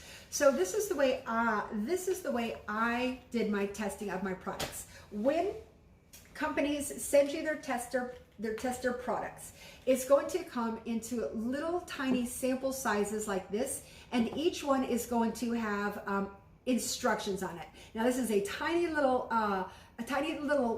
packaging on it, and so the instructions are so tiny you literally need your mag lamp or a magnifying glass or something. Itty bitty instructions on there. But anyway, you are going to get dozens and dozens and dozens of these samples. So the way I do it is I put them all together. Now I've already done the research of the company, so I know that they've met my base criteria. So when I get all of my samples in, and it's so fun, I break them down into different groups, right? So I don't want to go, I'm testing this product line against this product line. I want to do this autonomously. I want to do like a blinded test on them. Okay, so I'm going to put all of my cleansers into one from all the companies, and put all my cleansers together. And then maybe I'll put my gommage together, and then maybe I'll put my enzymes together, and then I'll put my masks together, and then I'll put my toners together, then I'll put my moisturizers together, and then I'll put my serums together. So I've got each in different little groups, not by company, they are all together, all right? So I'm gonna be doing a side-by-side competition, basically, to see which ones I like best. Now, I'm gonna be putting each of these products through 5 different tests, and that's what we're gonna be going on now. So I've got all of my products separated into their little groups. I'm going to have 3 boxes that I'm going to be using. My first box is going to be, and I usually do like shoe boxes. And again, I've got hundreds of samples that I'm testing. My first shoe box is going to be yes. This is a product that I love. I will definitely consider ordering it. The next is going to be your maybe. I like something about this. Let me just put it into a maybe file. And the next one's going to be your box of no's. And let me tell you, I tested hundreds of products and 90% of them ended up in my box of no's. And we're going to go through the test to see why it would go into the yes, into the maybe, or into the no. Into the no box. Anyway, that's the way I do it. You can do it any way you want, but if you're testing a lot of things, you need to have a little bit of organization so you can remember what. Ultimately, it didn't matter to me which company I was using. I was looking for specific things on that product, which would lead me to the next level of it.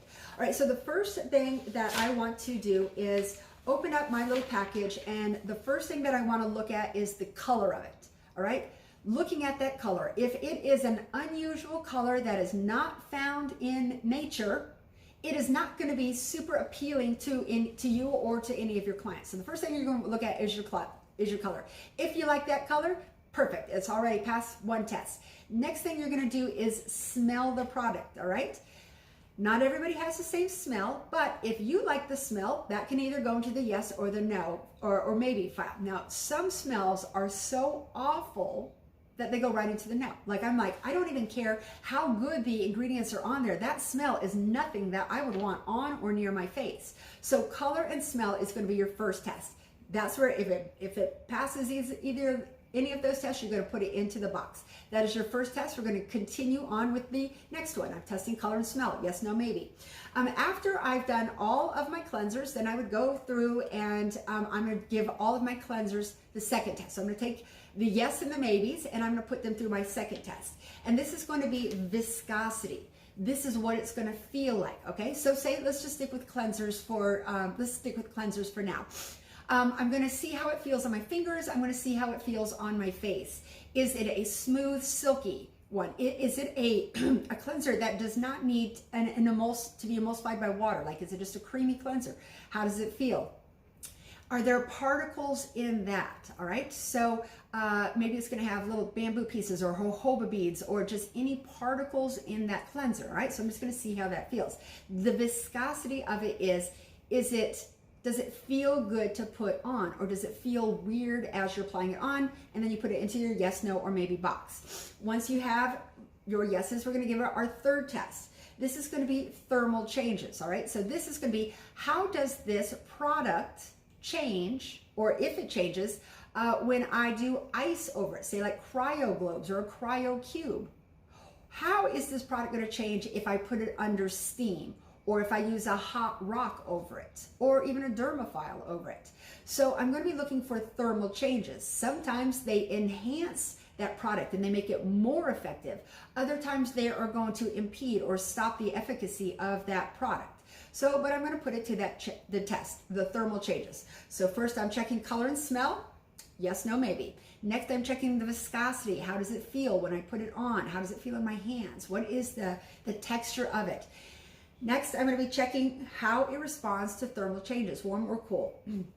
The next one that I'm going to be testing is the absorption and the cleanup. Okay, so say I've got this is my oxygen cleanser here. I would put my normal amount of cleanser on there and I would wash my face with it. But what I realized was with my normal amount that I would use on another cleanser, I had foam for days, 15 different cleanses, and I still am pulling off foam.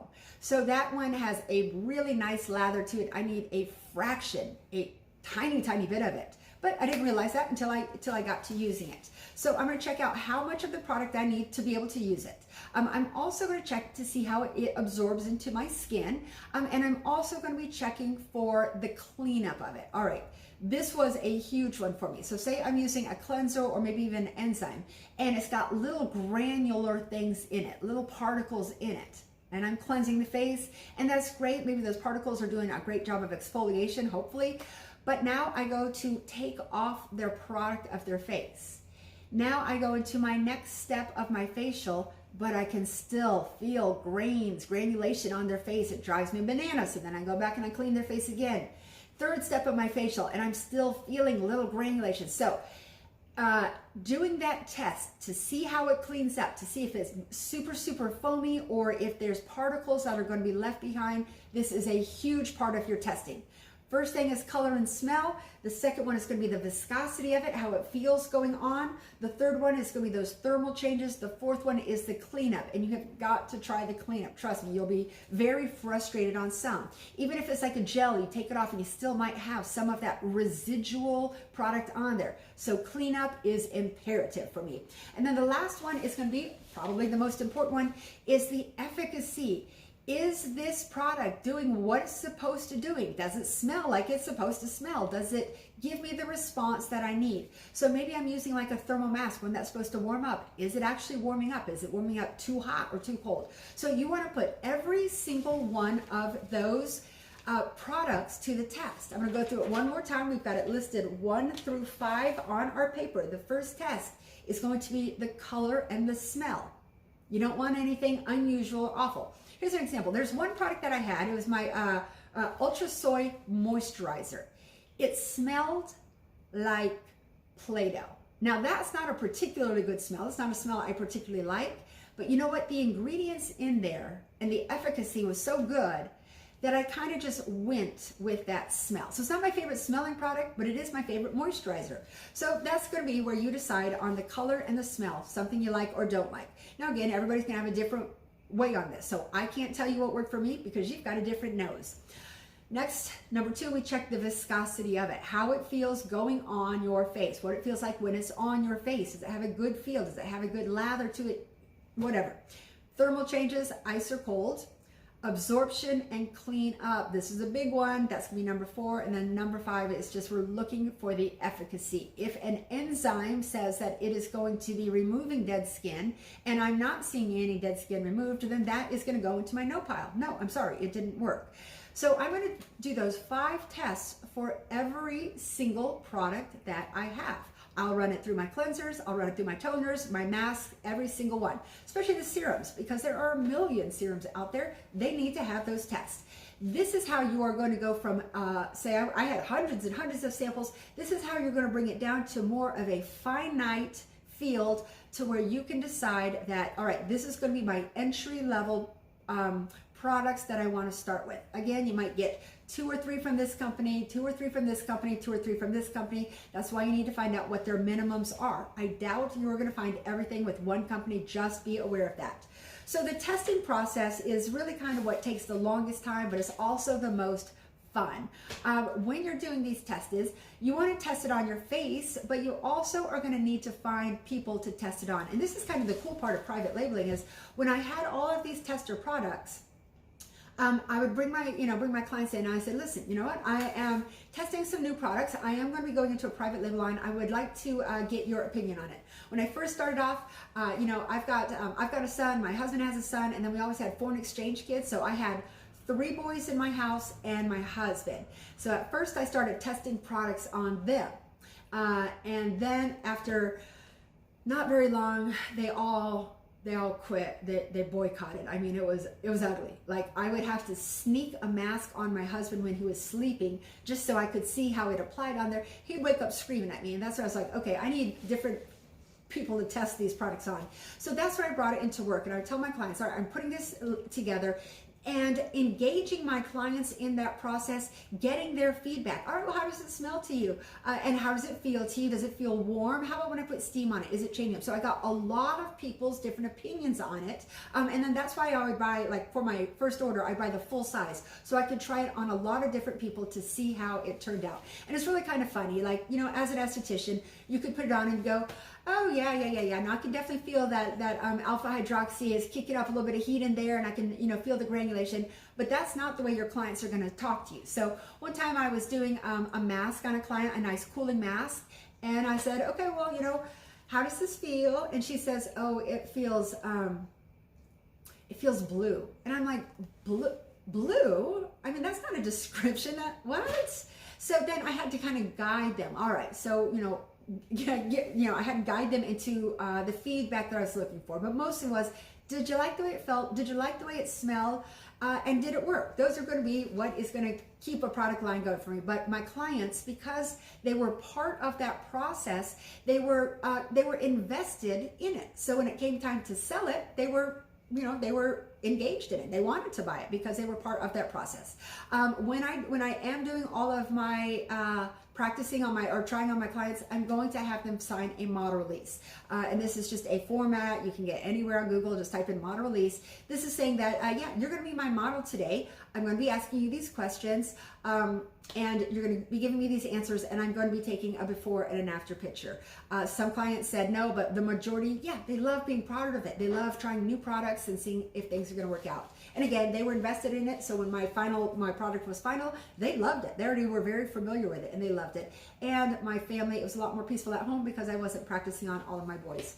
Anyway, so we've got our 5 tests. I'm going to run those 5 tests through all of my clients that I'm going to continue to practice each of these, each of the tests on. Okay. All right, so once you've got it narrowed down to a couple companies, like I said, I'm using 4 companies. What they're going to have you do is, and you've already done all the research on them, they're going to have you sign a thing which is called a non-disclosure agreement. And this is just going to be a form that says, you're not going to give away our company's trade secrets. You're not going to give away our company's, you're not going to give anything away that we are giving you. You're not going to share that. And so, I mean, you want to read that non-disclosure over pretty well. Another thing that it'll probably say in there is, okay, if you've got a stock product, you have to sell it at a minimum of this price, all right? So that means if other people have this stock product, that they might want to undercut it, sell it down at this price. So when you sign that non-disclosure agreement, it's going to say, no, this is the minimum that you can sell it for, right? So maybe this would be $28 is my minimum. Now I can sell it for more than that if I want to, but I cannot sell it for less than that. And they'll come back. Like one time they checked the e-commerce said, and they came back and said, you're selling this product too cheap. You are not allowed to order any more until you raise your prices, okay? So just know that you can charge whatever you want, but there's going to be that baseline so that other people who are selling the same product do not undercut you. So that's your non-disclosure agreement. Every single company that you go for to get their private label is going to have you sign that non-disclosure agreement, and you're going to be held responsible for it. Another thing that non-disclosure agreement says is that you realize that you are not only going to be putting on your logo label, but on the back side of it, you have got to, and I'm not sure if you can see it there, it's just not coming super clear here. I'll show you in a second. This is a little tiny label that says manufactured by or distributed by Cheryl Miller, and then it can either have your email address, or it can have your phone number, or it can have your physical address. But on your stock item, it's going to have your logo label, and it also has to have your contact information. So if your client buys this, they can contact you and say, hey, I'm having a reaction, or hey, the pump doesn't work, but they have got to have that label in order to contact you. They're not going to be contacting the company that it came from. They don't have that information. But that's what it's going to say in your non-disclosure agreement is, all right, you can't give away any of these trade secrets. You have to charge a certain price. You have got to have those specific labels on there. Okay, so now we're going to talk about kind of branding yourself. And this is kind of a funny one. So you've already, if you're going to be private labeling, you probably already have a spa. And you need to think about how you can marry your product to your image or your spa. So for an example, my spa is called the Zen Lounge. My product line is called Zen Botanicals. My facelift is called the Zen Facelift. So everything that I do is around my logo. Everything that a person sees for me is going to have that logo. It's a female floating out of a lotus flower. So when they see that, they know that's Zen. So sometimes it can be Zen Lounge, Zen Botanicals. That makes sense, right? But maybe you want something completely different. But you just want to be able to have it be memorable so that people can say it easily, and that they can remember it easily, and they can look at it and recognize your logo and know, okay, oh yeah, no, I know that. I use that product, yeah. All right, so talking a little bit more about branding on yourself, this is going to be step 4. branding your new skincare line. When you are branding yourself, you need to think, does it fit your image? So I am an age management holistic spa. So if I came in with a medical line, that really doesn't fit my image. So I'm going to be in that organic or natural or cosmeceutical line. That does fit my image. And it also fits my business image. Is that name easy to remember? Yeah, if you can remember Zen Lounge, you can remember Zen Botanicals. You know Zen is in there. If it is a difficult name, difficult to remember or difficult to say or pronounce, people aren't going to. So go for ease. Don't go for super fancy, go for ease. Is it easy to recognize? Again, this logo of mine, it is on everything. It's on my uniform. It's on every product that I sell. It is on my business cards. It's everywhere. So make yourself recognizable. Is it available? Now that's the funny thing. Like when I was coming up with my logo, there are a lot of different logo companies online and they can create a logo for you. There's also a lot of logos that are already created. So you need to find out, is that logo available? If you love it, you can perhaps buy that logo, but you can also have one that is created specifically for you. And this is what I did, and this is pretty fun. This is through 24hourlogo.com, but there are a million of them. And they actually did what was called a logo contest. And this is where I gave my colors, kind of like what I was about, gave them all information about me, and then they created a logo, kind of what I was looking for. And these graphic artists from around the world, they would submit their logo, what they did it. And then I would go in, I paid a flat fee, I think it was $100, this was a while ago. And then I would go in and from all of the samples that were sent to me, I would say, okay, I like this one and this one and this one, and then I could work with the changes. All right, can you change this a little bit? Can you change the color? Can you make this bigger or smaller? Then let me change them. And then from those, I was allowed to pick one winner.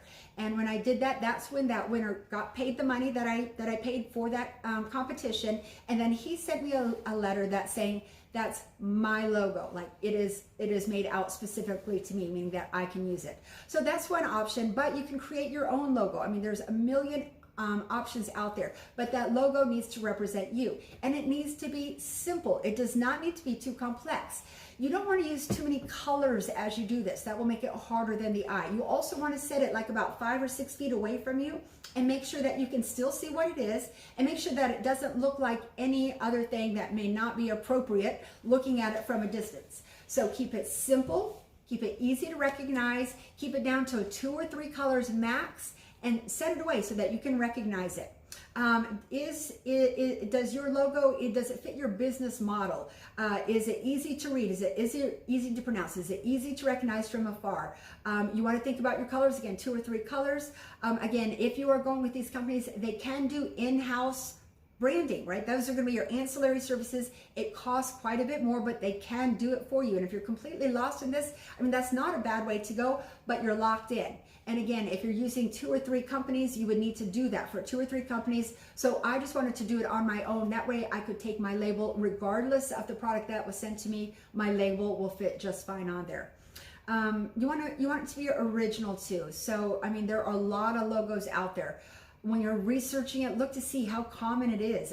Are they going to look at your logo and think of another company out there because it looks so similar? You can also do a freelance graphic artist. Like I said, I did it online. The person who won that, he was in the Philippines, and I love working with him. He's amazing. Even though we have kind of a language barrier, I can talk to him at night, tell him what I need, and he's different hours than me. So when I wake up in the morning, the next morning it's there. Sometimes if you go with bigger companies, it's going to take you 2 weeks to get your information back. So if you go with a freelance graphic artist, it's kind of easier to do as far as changes go. All right, so I think that is it. Once you have got your logo, all right, so that's gonna be your first part, is your logo. You wanna make sure that you protect that logo, and you wanna make sure that it is not already taken. So I put in the bottom of that page, step 4, ways you can kind of protect yourself. So you can do a register your trademark. This is going to be a federal and legal registration that protects you or other people from using yours. You can do a copywriting. So say you've got your product and you're going to write up all the information about it. You would want to copyright that information so somebody doesn't come along, steal your information, and put it onto their website.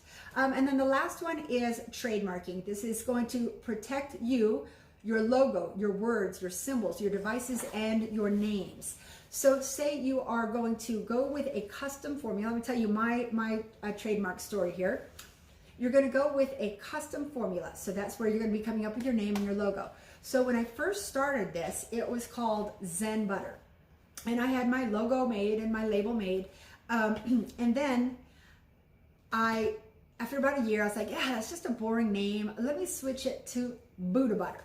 It was a very spontaneous decision. It was over with my label maker. Now, when I have labels made, there's a lot of different places you can have them made.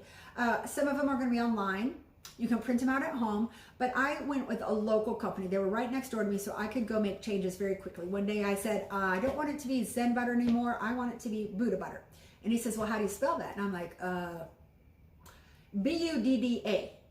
That's not the right spelling, but that was the spelling that we went with for my logo, for my label. So we switched it over to Buddha Butter, and I loved it. I thought that was a great name. So now I am selling my Buddha Butter all over the country. Things are going really, really great. And I did that for a couple years until one day, a little over a year ago, year and a half ago, I got an email, and it said, yeah, hey, we're Buddha Butter, and you need to change the name of your product because it's the name of our product and we're trademarked. And I was like, So when I came up with that name Buddha Butter, I ran it through a trademark search engine, nothing. Now there's a lot of Buddha Butters out there, right? And they all are a little bit different.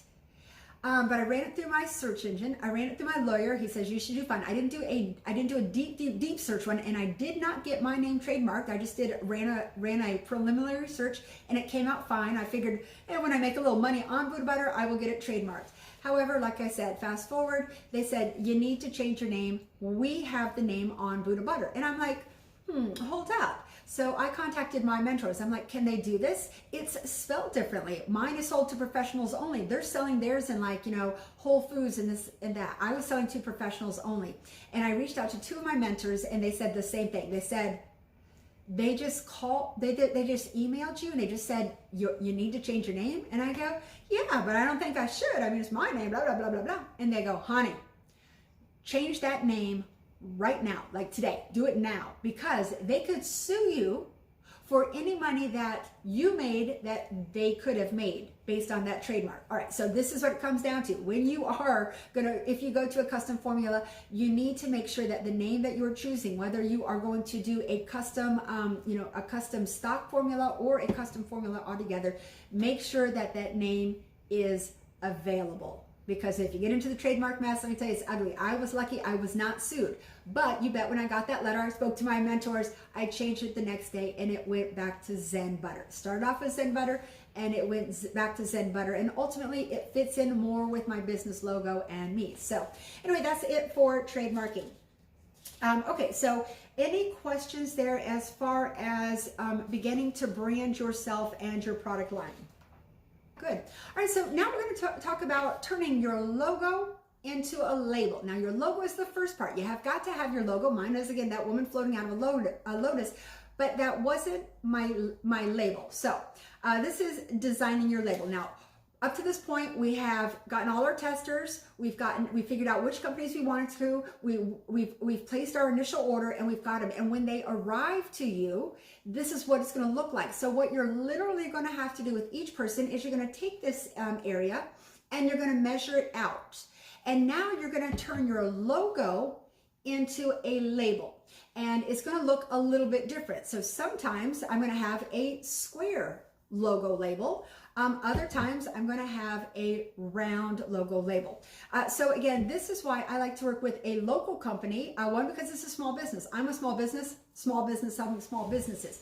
But also I can make changes quickly to them. And as you're going about this, it takes a little bit of fine tuning. So you might go, I need to bring that down just a 1/4 inch more, or make it a little bit wider so that it looks just right on your product. And the thing is you're going to have all different size products. So you're going to need different size labels. And so, So I'm going to just kind of give you a couple ideas of what those labels and where you can go. All right, the cheapest, the least expensive way to do this labels is to print it out at home. And you can do that through Avery. There are plenty of labels that you can go to, any Staples, get the labels and print it out yourself. Now, I want you to think a couple things. Now, your label is speaking to kind of the quality of the product itself. So if you have a printed out label at home, you want to rub it, like rub your thumb over it. See if that ink is going to smear, right? So if they do that, say they get it wet and now they can't read the instructions or anything like that. So just remember, more money you put into a label, kind of the more quality label you're going to get. But trust me, I started with printing out my labels at home, especially when I was figuring out all the sizes. I'd print them out, I'd cut them out, I'd glue them on to see how they'd fit.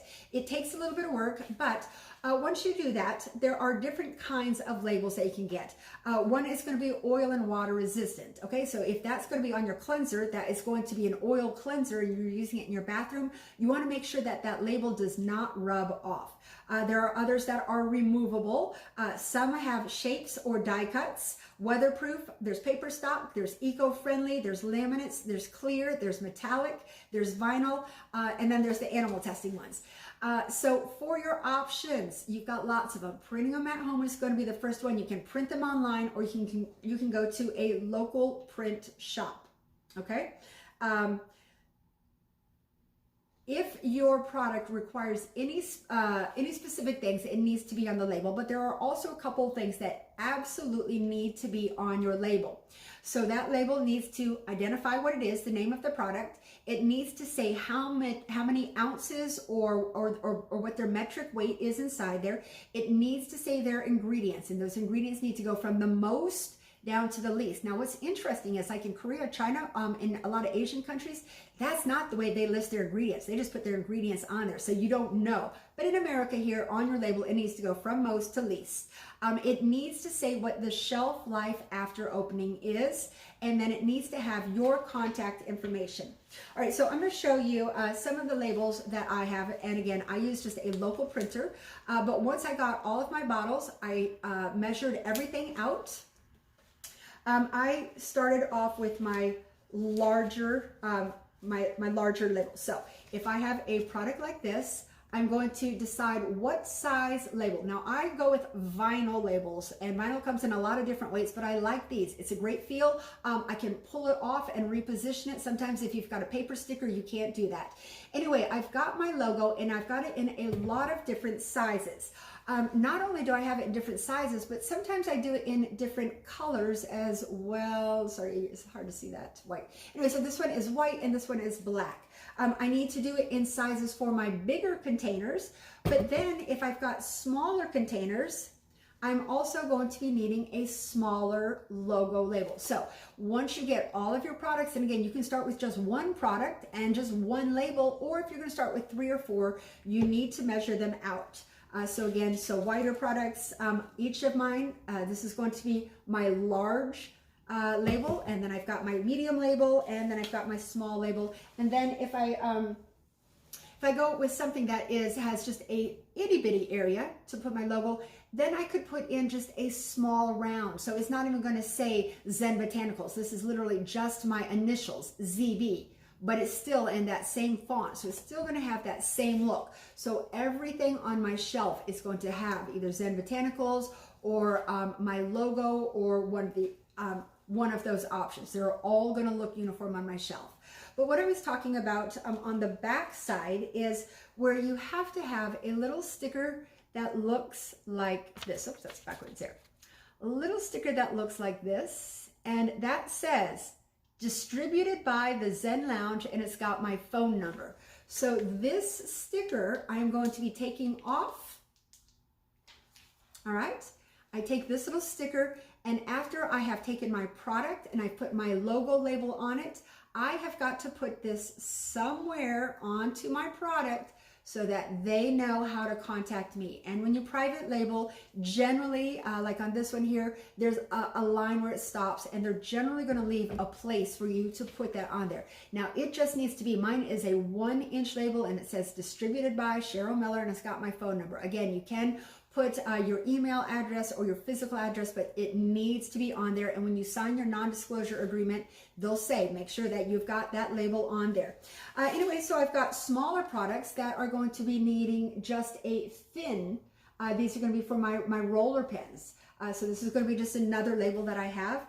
And again, within my thinner ones, I'm going to be needing 2 sizes.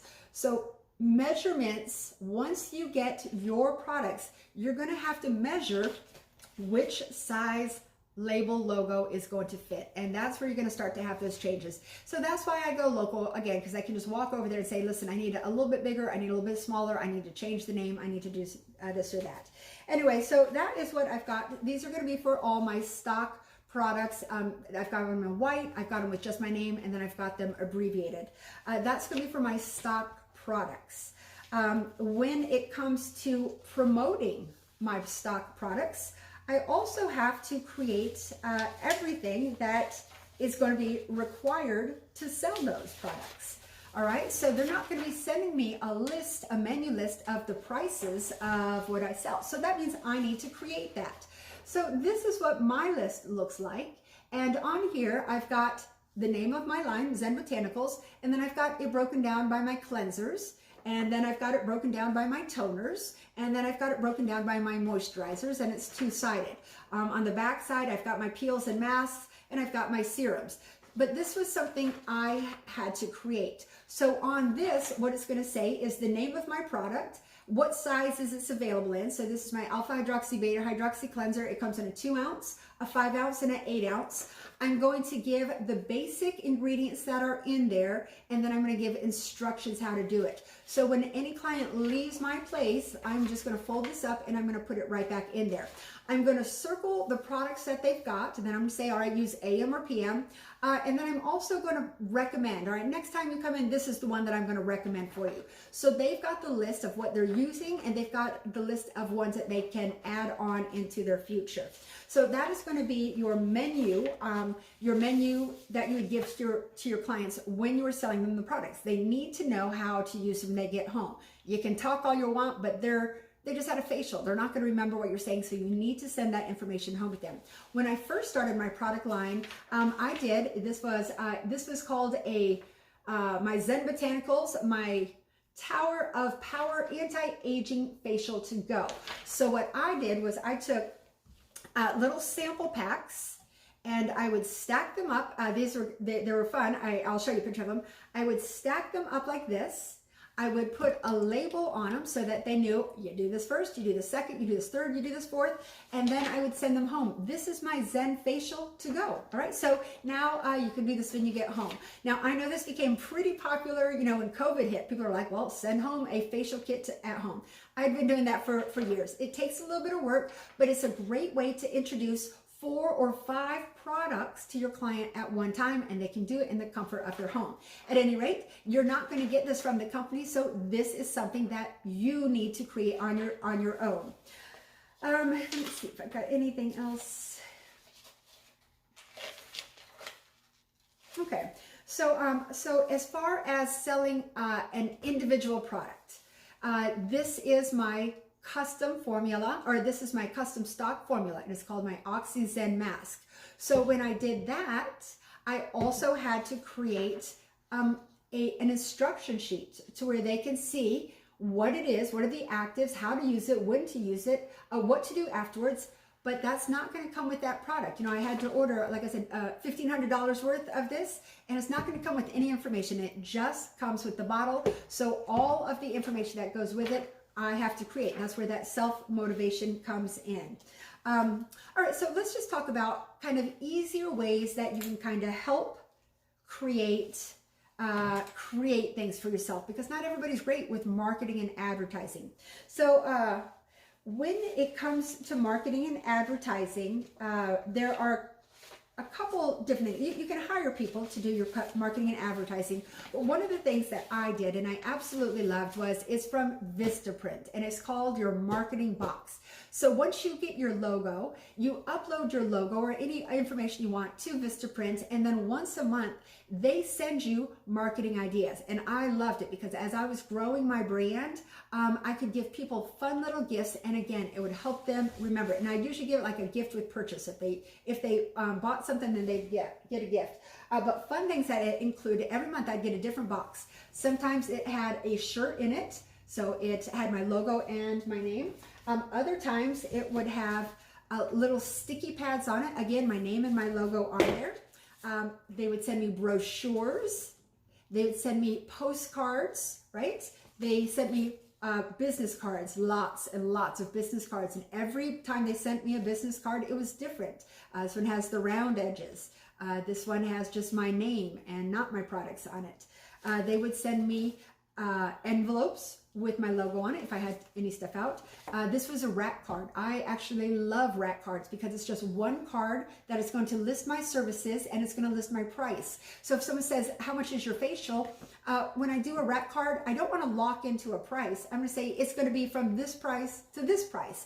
That way it can change. And you don't have to get a whole new rack card if you just lock into a price and then next year raise your prices. Anyway, my name, my address, I do all my scheduling online. So I've got my online information there. I won 2016 Facial of the Year, so I have that on there. But this is called a rack card, and it would come in my promo box. I would also get little thank you notes to send out to people. Door hangers that I could hang on people's doors. Different rack cards.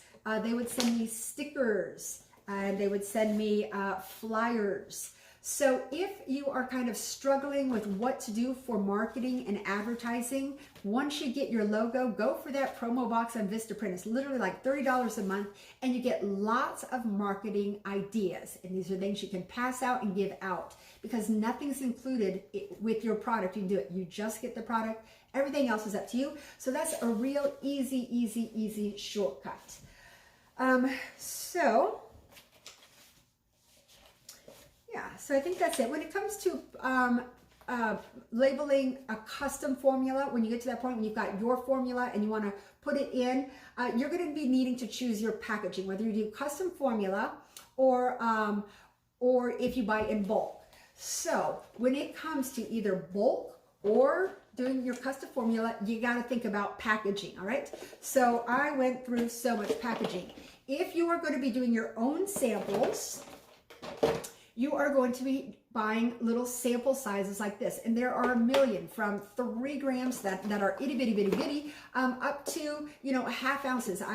There's different colors. There's ones with different lids. Anyway, you're going to be trying a lot of these sample sizes. But one thing that you need to know is if you have a sample size, this is going to be my 1 ounce sample container, anything over a 1/4 ounce, you need to have the ingredients attached to it. So I couldn't just give somebody this and say, here you go. And it would have the name of the product in it.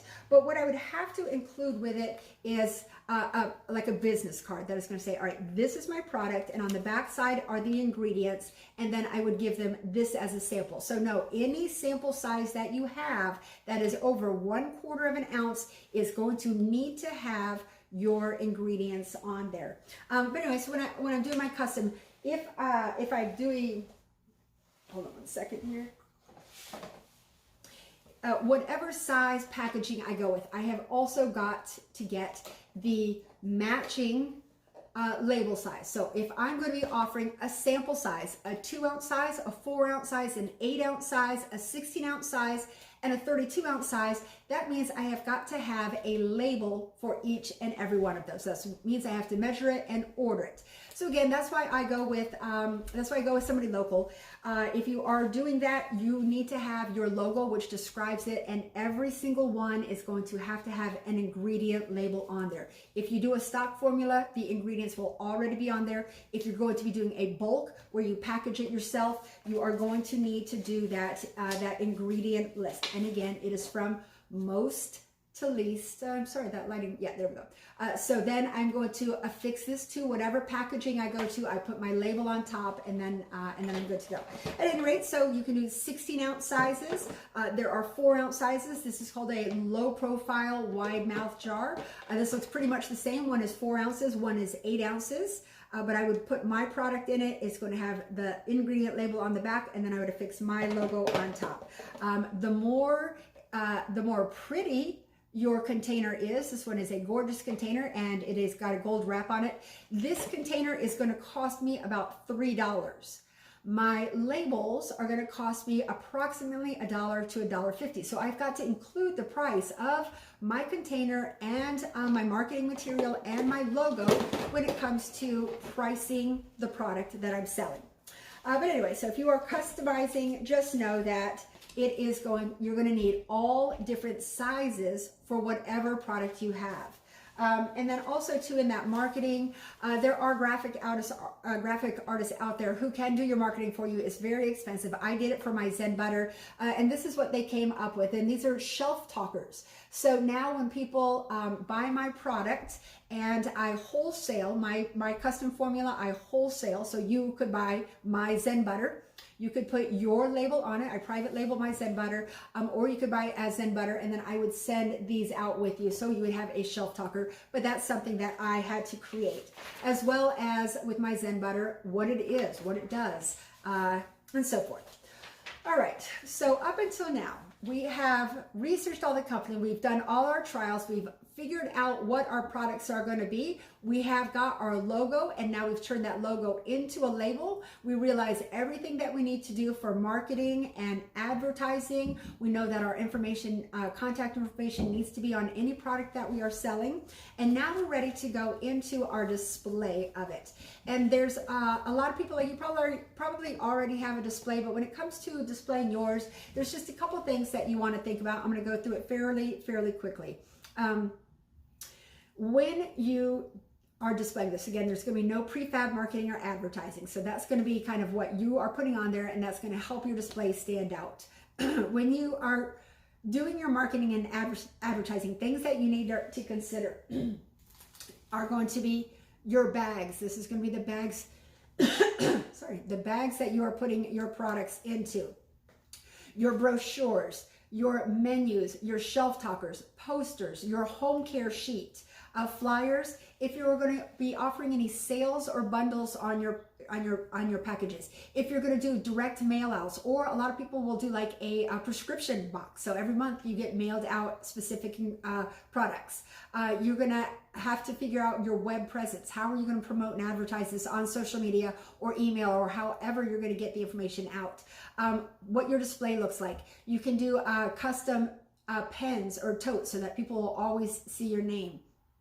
Shelf talkers, rack cards, gift certificates that have your name, your logo, your product on there.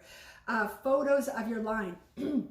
You're going to have to be taking all of the photos of your line, so you might want to get pretty good at it. And there are things such as a photo box where you can take more professional looking pictures, but basically you are going to be in charge of selling your product. Now, you've done all the work for it. You love the product. You can talk about the product, but until you get that chance to talk to someone, you're going to have to show them a picture of it, which means you're going to have to be taking pictures of it. You're going to need a menu of your products, descriptions of those products, and then prices of those. That's something that you will be creating. If you're going to be doing any gift sets or promos, your before and after pictures are going to be huge. So if you've got a good line, people are going to believe your line when they see those before and after pictures. Now, here's the funny thing about social media. You might want to promote your line on social media with your amazing before and after shots, but on social media, they do not let you put before and after shots on there because they'll say that's unrealistic expectations. And so, so you have to kind of figure out the best way to get this information to your clients and show them my products are amazing. Look at all the changes. Don't you want that? So pictures are a big part of it, either pictures of the product or your before and afters. You're going to want testimonies. So when your client signs a model release, when they're part of your testing process, ask them how they feel afterwards. Ask them if you can use their testimony on the efficacy of that product. Apparel, again, anytime that I am teaching a class, anytime that I'm going to work, I am wearing a uniform that has my logo on it. My logo is the same as my product logo. It's all of it is going to be the same so that it's easily recognizable. If your product is going to be in boxes, you will have to create the boxes with your logo on there. For all of my products, I just put them on the shelf. I don't use any boxes really, but you can if you want. If you're going to have any banners, any social cards, any social media, you want to watermark your advertising on social media. You're going to want to promote this through emails and samples. All right, so now say you got a bulk product, say you buy a back bar and you want everyone to sample your product. This is the part that was pretty surprising to me. If I were to mail this is a 1/4 ounce sample to someone in the mail, if I stick it into an envelope, it's going to cost me $4 to mail this itty bitty sample to them. So this wasn't a real viable way to get my samples out. So let me see. All right, so instead of sending out these samples that cost $4 to send, what I did was I got these are just little stand-up pouches. And then I could put a little product in there. Now the back side of these are clear, so the client can see what the color looks like. The front of it is going to have what the product is inside. I open it up, I fill this, I seal it, and then I have a press, or you can use an iron, and I just run it across it. It's going to seal the product. Now this is only going to cost me $1 to mail. So when you are wanting to get your samples out, just remember $4 to mail this because it's thicker, $1 to mail this. You just stick it in an envelope and it goes easily through the mail. It doesn't need to be metered. So when it comes time for you to get your product out there, think of your delivery system. The second thing is when I was starting to pass out my products and get people to use them, I had samples on me 24/7. They were in my purse, they were in my car. So when I stopped to pick up a latte at Starbucks or whatever, I'd grab my drink and I'd say, hey, here's a little sample, and it had my business card on it. I passed out samples to any place that I went. And you know what? It's not a bad thing. It's not like I go in a grocery store and I'd say, oh dear God, you have got a lot of wrinkles there. Try my age management skin cream. I'd say, hey, listen, I got a spa just down the road. I focus in age management and I've got a brand new line that I'd love for you to try. Here's a little sample. Trust me, they're gonna love it. Anyway, that's kind of the way that I did that. So I'm gonna just check in here real quick with a couple of questions that we have here. All right, so yeah, so all the labs are going to be listed in your manual. Share the name of the lab that you'd like, and you don't know, I do not share any of the labs that I use. Again, everyone's tight-lipped about this. I did the research for my labs. You're going to do the research for your labs. It is your product. Just because I like something does not mean that you're going to like it as well. So you have to decide that. I just can't. It's not fair. I can tell you something I like and you might hate it and go, well, everything I said is invalid then because you don't like it. So try them. A lot of them has free samples. Just try these samples. You're going to find something you like.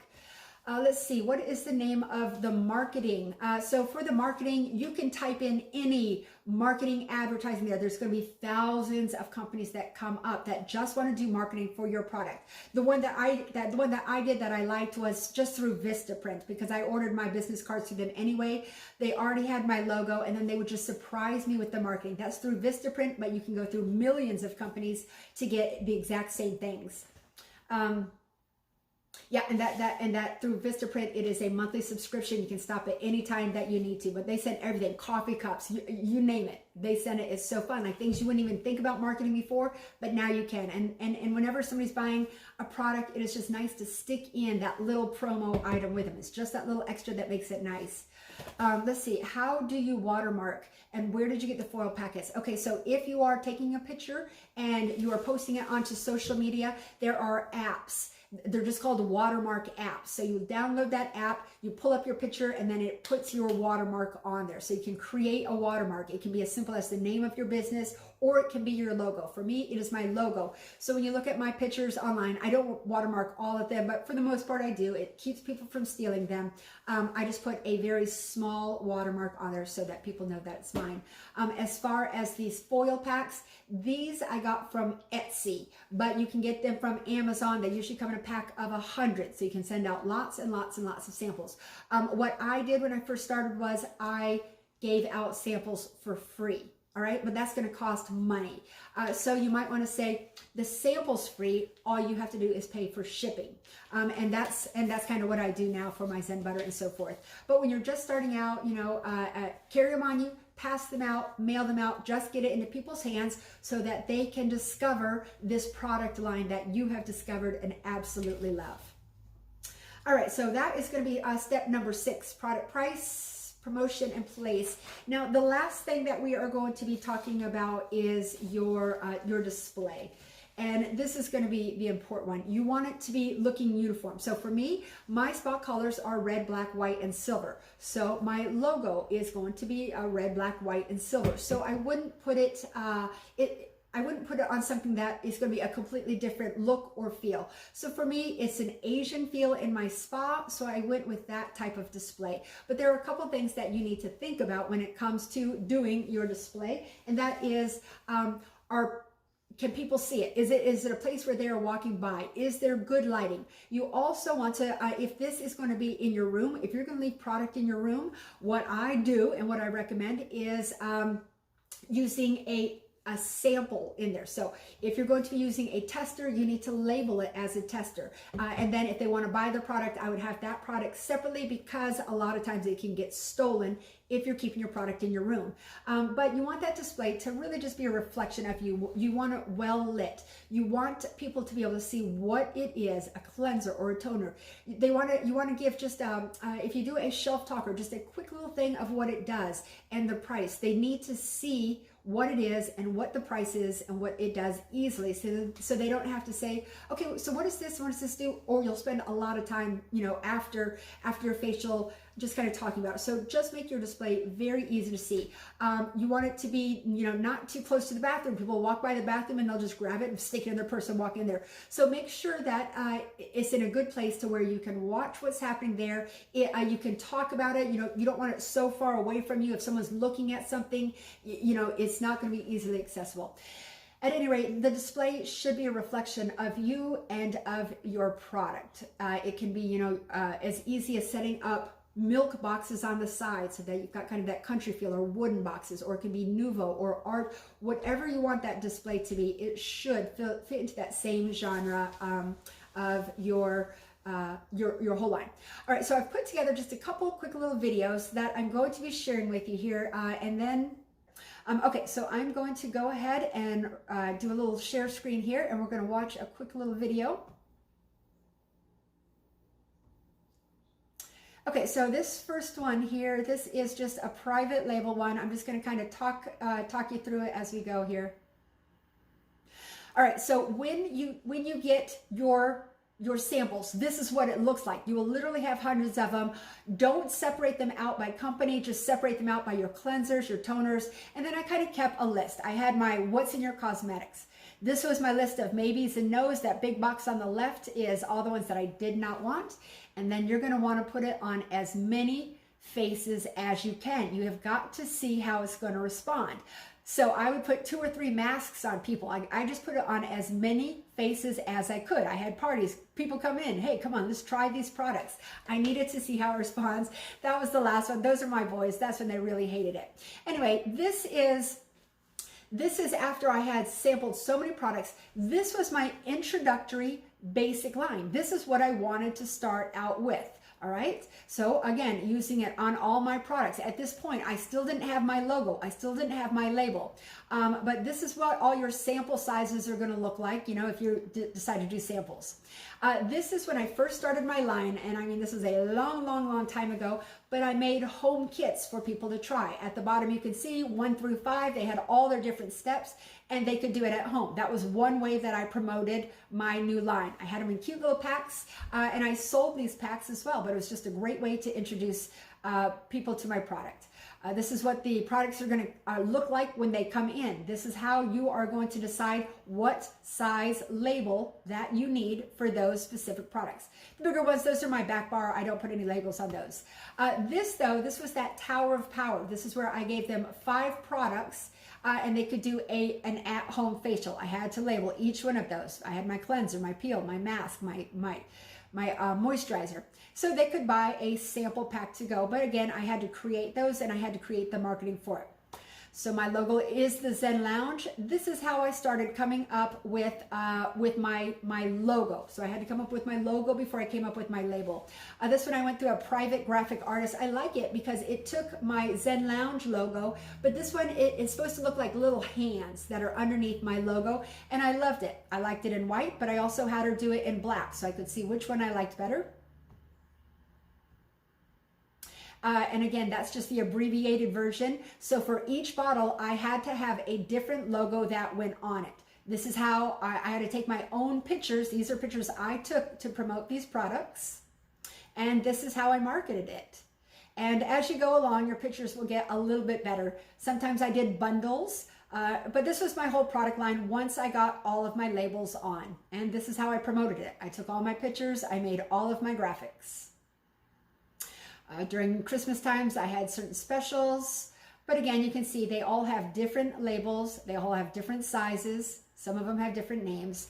And then these are going to be where I get my befores and afters. This is honestly, this is what sells your product, is those befores and afters.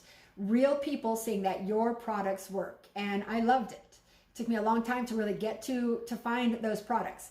And then this is just an example. This is my stock formula that I've customized. This is where I could change the bottling, I could change the name, and I could change the information about it. I still have to do all my own marketing, but this is not a stock formula. This is my custom stock formula. All right, so that is just going to be what that is going to be for our basic one. If you wanted to go into more of a custom formula, I'm going to just show one more quick little video here. Okay, so this is going to be the one that I did for my custom formula. This is my Zen butter. The first is pretty much the same. It's just a little bit different. This is me creating the formula in my house, which I did for years and years and years and years. I sold it out of my house. Finally, I had to come up with a name for it. This is what it looked like when I started. This is what it looked like when I started selling it. And based on like the viscosity, the thickness of that product, I didn't really want a product where people had to put their hands into it. I wanted something that they could pour out. So it took me a long time to find a container that was good enough for the product. So when I buy it, this is how I buy it. I buy them in 5-gallon containers. From those 5-gallon containers, then I put all of those products into the packaging that I've picked out, and then I label it, and then I sell it. Buying in bulk is a lot harder work, but you're going to save a lot more money if you do this. Anyway, so I spent months going through my company, which was Glymed Plus, to get this. I finally got my packaging, I got my label, I got my logo on there, and again, marketing is everything. You want that product to look so good that you kind of want to eat it. For years, I was a cake decorator just at home, but I learned how to do piping for cupcakes. And so this had the same viscosity of that. So when I would pipe into my jars, I just made it look like a little cupcake, and it looked super delicious, and people sell it. These are all of my sample sizes. You'll make hundreds of sample sizes. You literally have to give a lot out. I had fun little giveaways that I would include in packages, but again, all marketing. This is the way when I would take my bulk product and put it into my packaging. I would put it into a container, and then I would just pipe it into the container. That's the way I did it. There are other machines that you can do it that make it easier. Anyway, this was the logo that I started with. It is still the same logo that I use now. I switched out a little bit from just a body cream. I went into a beard balm. I had to figure out the name. I couldn't decide if I wanted body balm or body veil. So you have to figure out all of these things. You have to think about the font. Eventually, I took my mainstream recipe and I switched it over to a CBD recipe. And when you start adding CBD to any product, let me tell you one thing, your insurance is going to go up a ton. So for me to insure a product, custom formula product that has CBD in it, it is $3,500 a year extra on top of insurance just because of that one ingredient. And it's just because they haven't done like a lot of research on it. So they don't want to over-insure anything. Anyway, I had to come up with a logo that looked different than my regular one, and I had to show that it had CBD in it. And it also had to say that it's a CHABA, and what a CHABA is a cannabis health and beauty aid. So if it has less than 3% THC in it, it's a CHABA a formula, but I still had to pay all that extra for it, even for that little 3%. But what I did find out is, this is where I first went with this. It was called Buddha Butter 420. But what I realized is that some companies are not really big, some platforms are not big on you selling CBD or THC products, and so they won't sell it. So what I've gone to is changing it from a CHABA or a CBD product. I just changed my verbiage, and then it's a lot easier to sell. Anyway, I had to pick out, something that would be recognizable. One of the things you'll also have to pick out for your logo is your font. And let me tell you, that font is hard to pick out. So try a lot of different ones, walk away from them, and see if you can read your font from far away. Sometimes something that might look good to you up close is not even legible for others. And a font can make the difference between a purchase or a non-purchase. So hundreds of fonts. When you work with a graphic artist, you can get them. Anyway, I switched also into Buddha Butter Belly Balm. So I had my beard balm, my body balm, my belly balm. And so all of those were in my family. They had to look similar, but a little bit different. Okay, so this is what it's going to look like when you go to order your labels from either online, when you print them, or from a local person who is doing your marketing. You're going to have all different sizes. So even that logo is the same logo. I'm going to have one size for my 8 ounce, one size for my 4 ounce, one size for my 2 ounce, and then one size for my samples. And then up here, I've got my business cards with the ingredients on the back. So just know that when you are going to put your label on, you're going to need a lot of different sizes. And I highly encourage you to take a little ruler out and just get those measurements down, and then play around with it. Anyway, that's what my sheet looks like for all of the sizes that I need. Again, just more samples. This is me pouring it. I buy bulk and I put it into my individual packages. It's me taking all of my own pictures for my marketing. This was my logo. Again, on here, it needs to say the words distributed by the Zen Lounge, and it also needs to show how long that shelf life is going to be, as well as listing the ingredients and how to use it. So that was going to be that was my original label. This is what I've gone with now, is a silver top. Still kind of keeping things, but they modify over time. At this point, I was still, everything was still Buddha Butter. And again, picking out your sample sizes. There are millions to choose from. And this was that moment right here where I had been notified by that company where I had to take it from Buddha Butter. They said, change your name. And then I changed it back to Zen Butter, which means I just contacted my graphic artist. I said, listen, I need you to change it from this to this. And then I created my whole line. So in this picture that you see right here, I've got my sample sizes. I've got my 2 ounce, my 4 ounce, my 8 ounce, my 16 ounce, and my 32 ounce sizes. You can purchase it in any of those sizes, but each of those are going to have a different label. On that container, it needs to have what the product is, how many ounces it is, the ingredients of it, and then how to get a hold of it if you want to order more. Anyway, but that is my custom formula line. That's what it kind of looks like when it's put all together. I think that is pretty much it for this. Let me see here. Yeah, so again, this is just me taking pictures of each one. So when you go to do yours, you're going to have measurements on there. That's what your graphic artist is going to go by.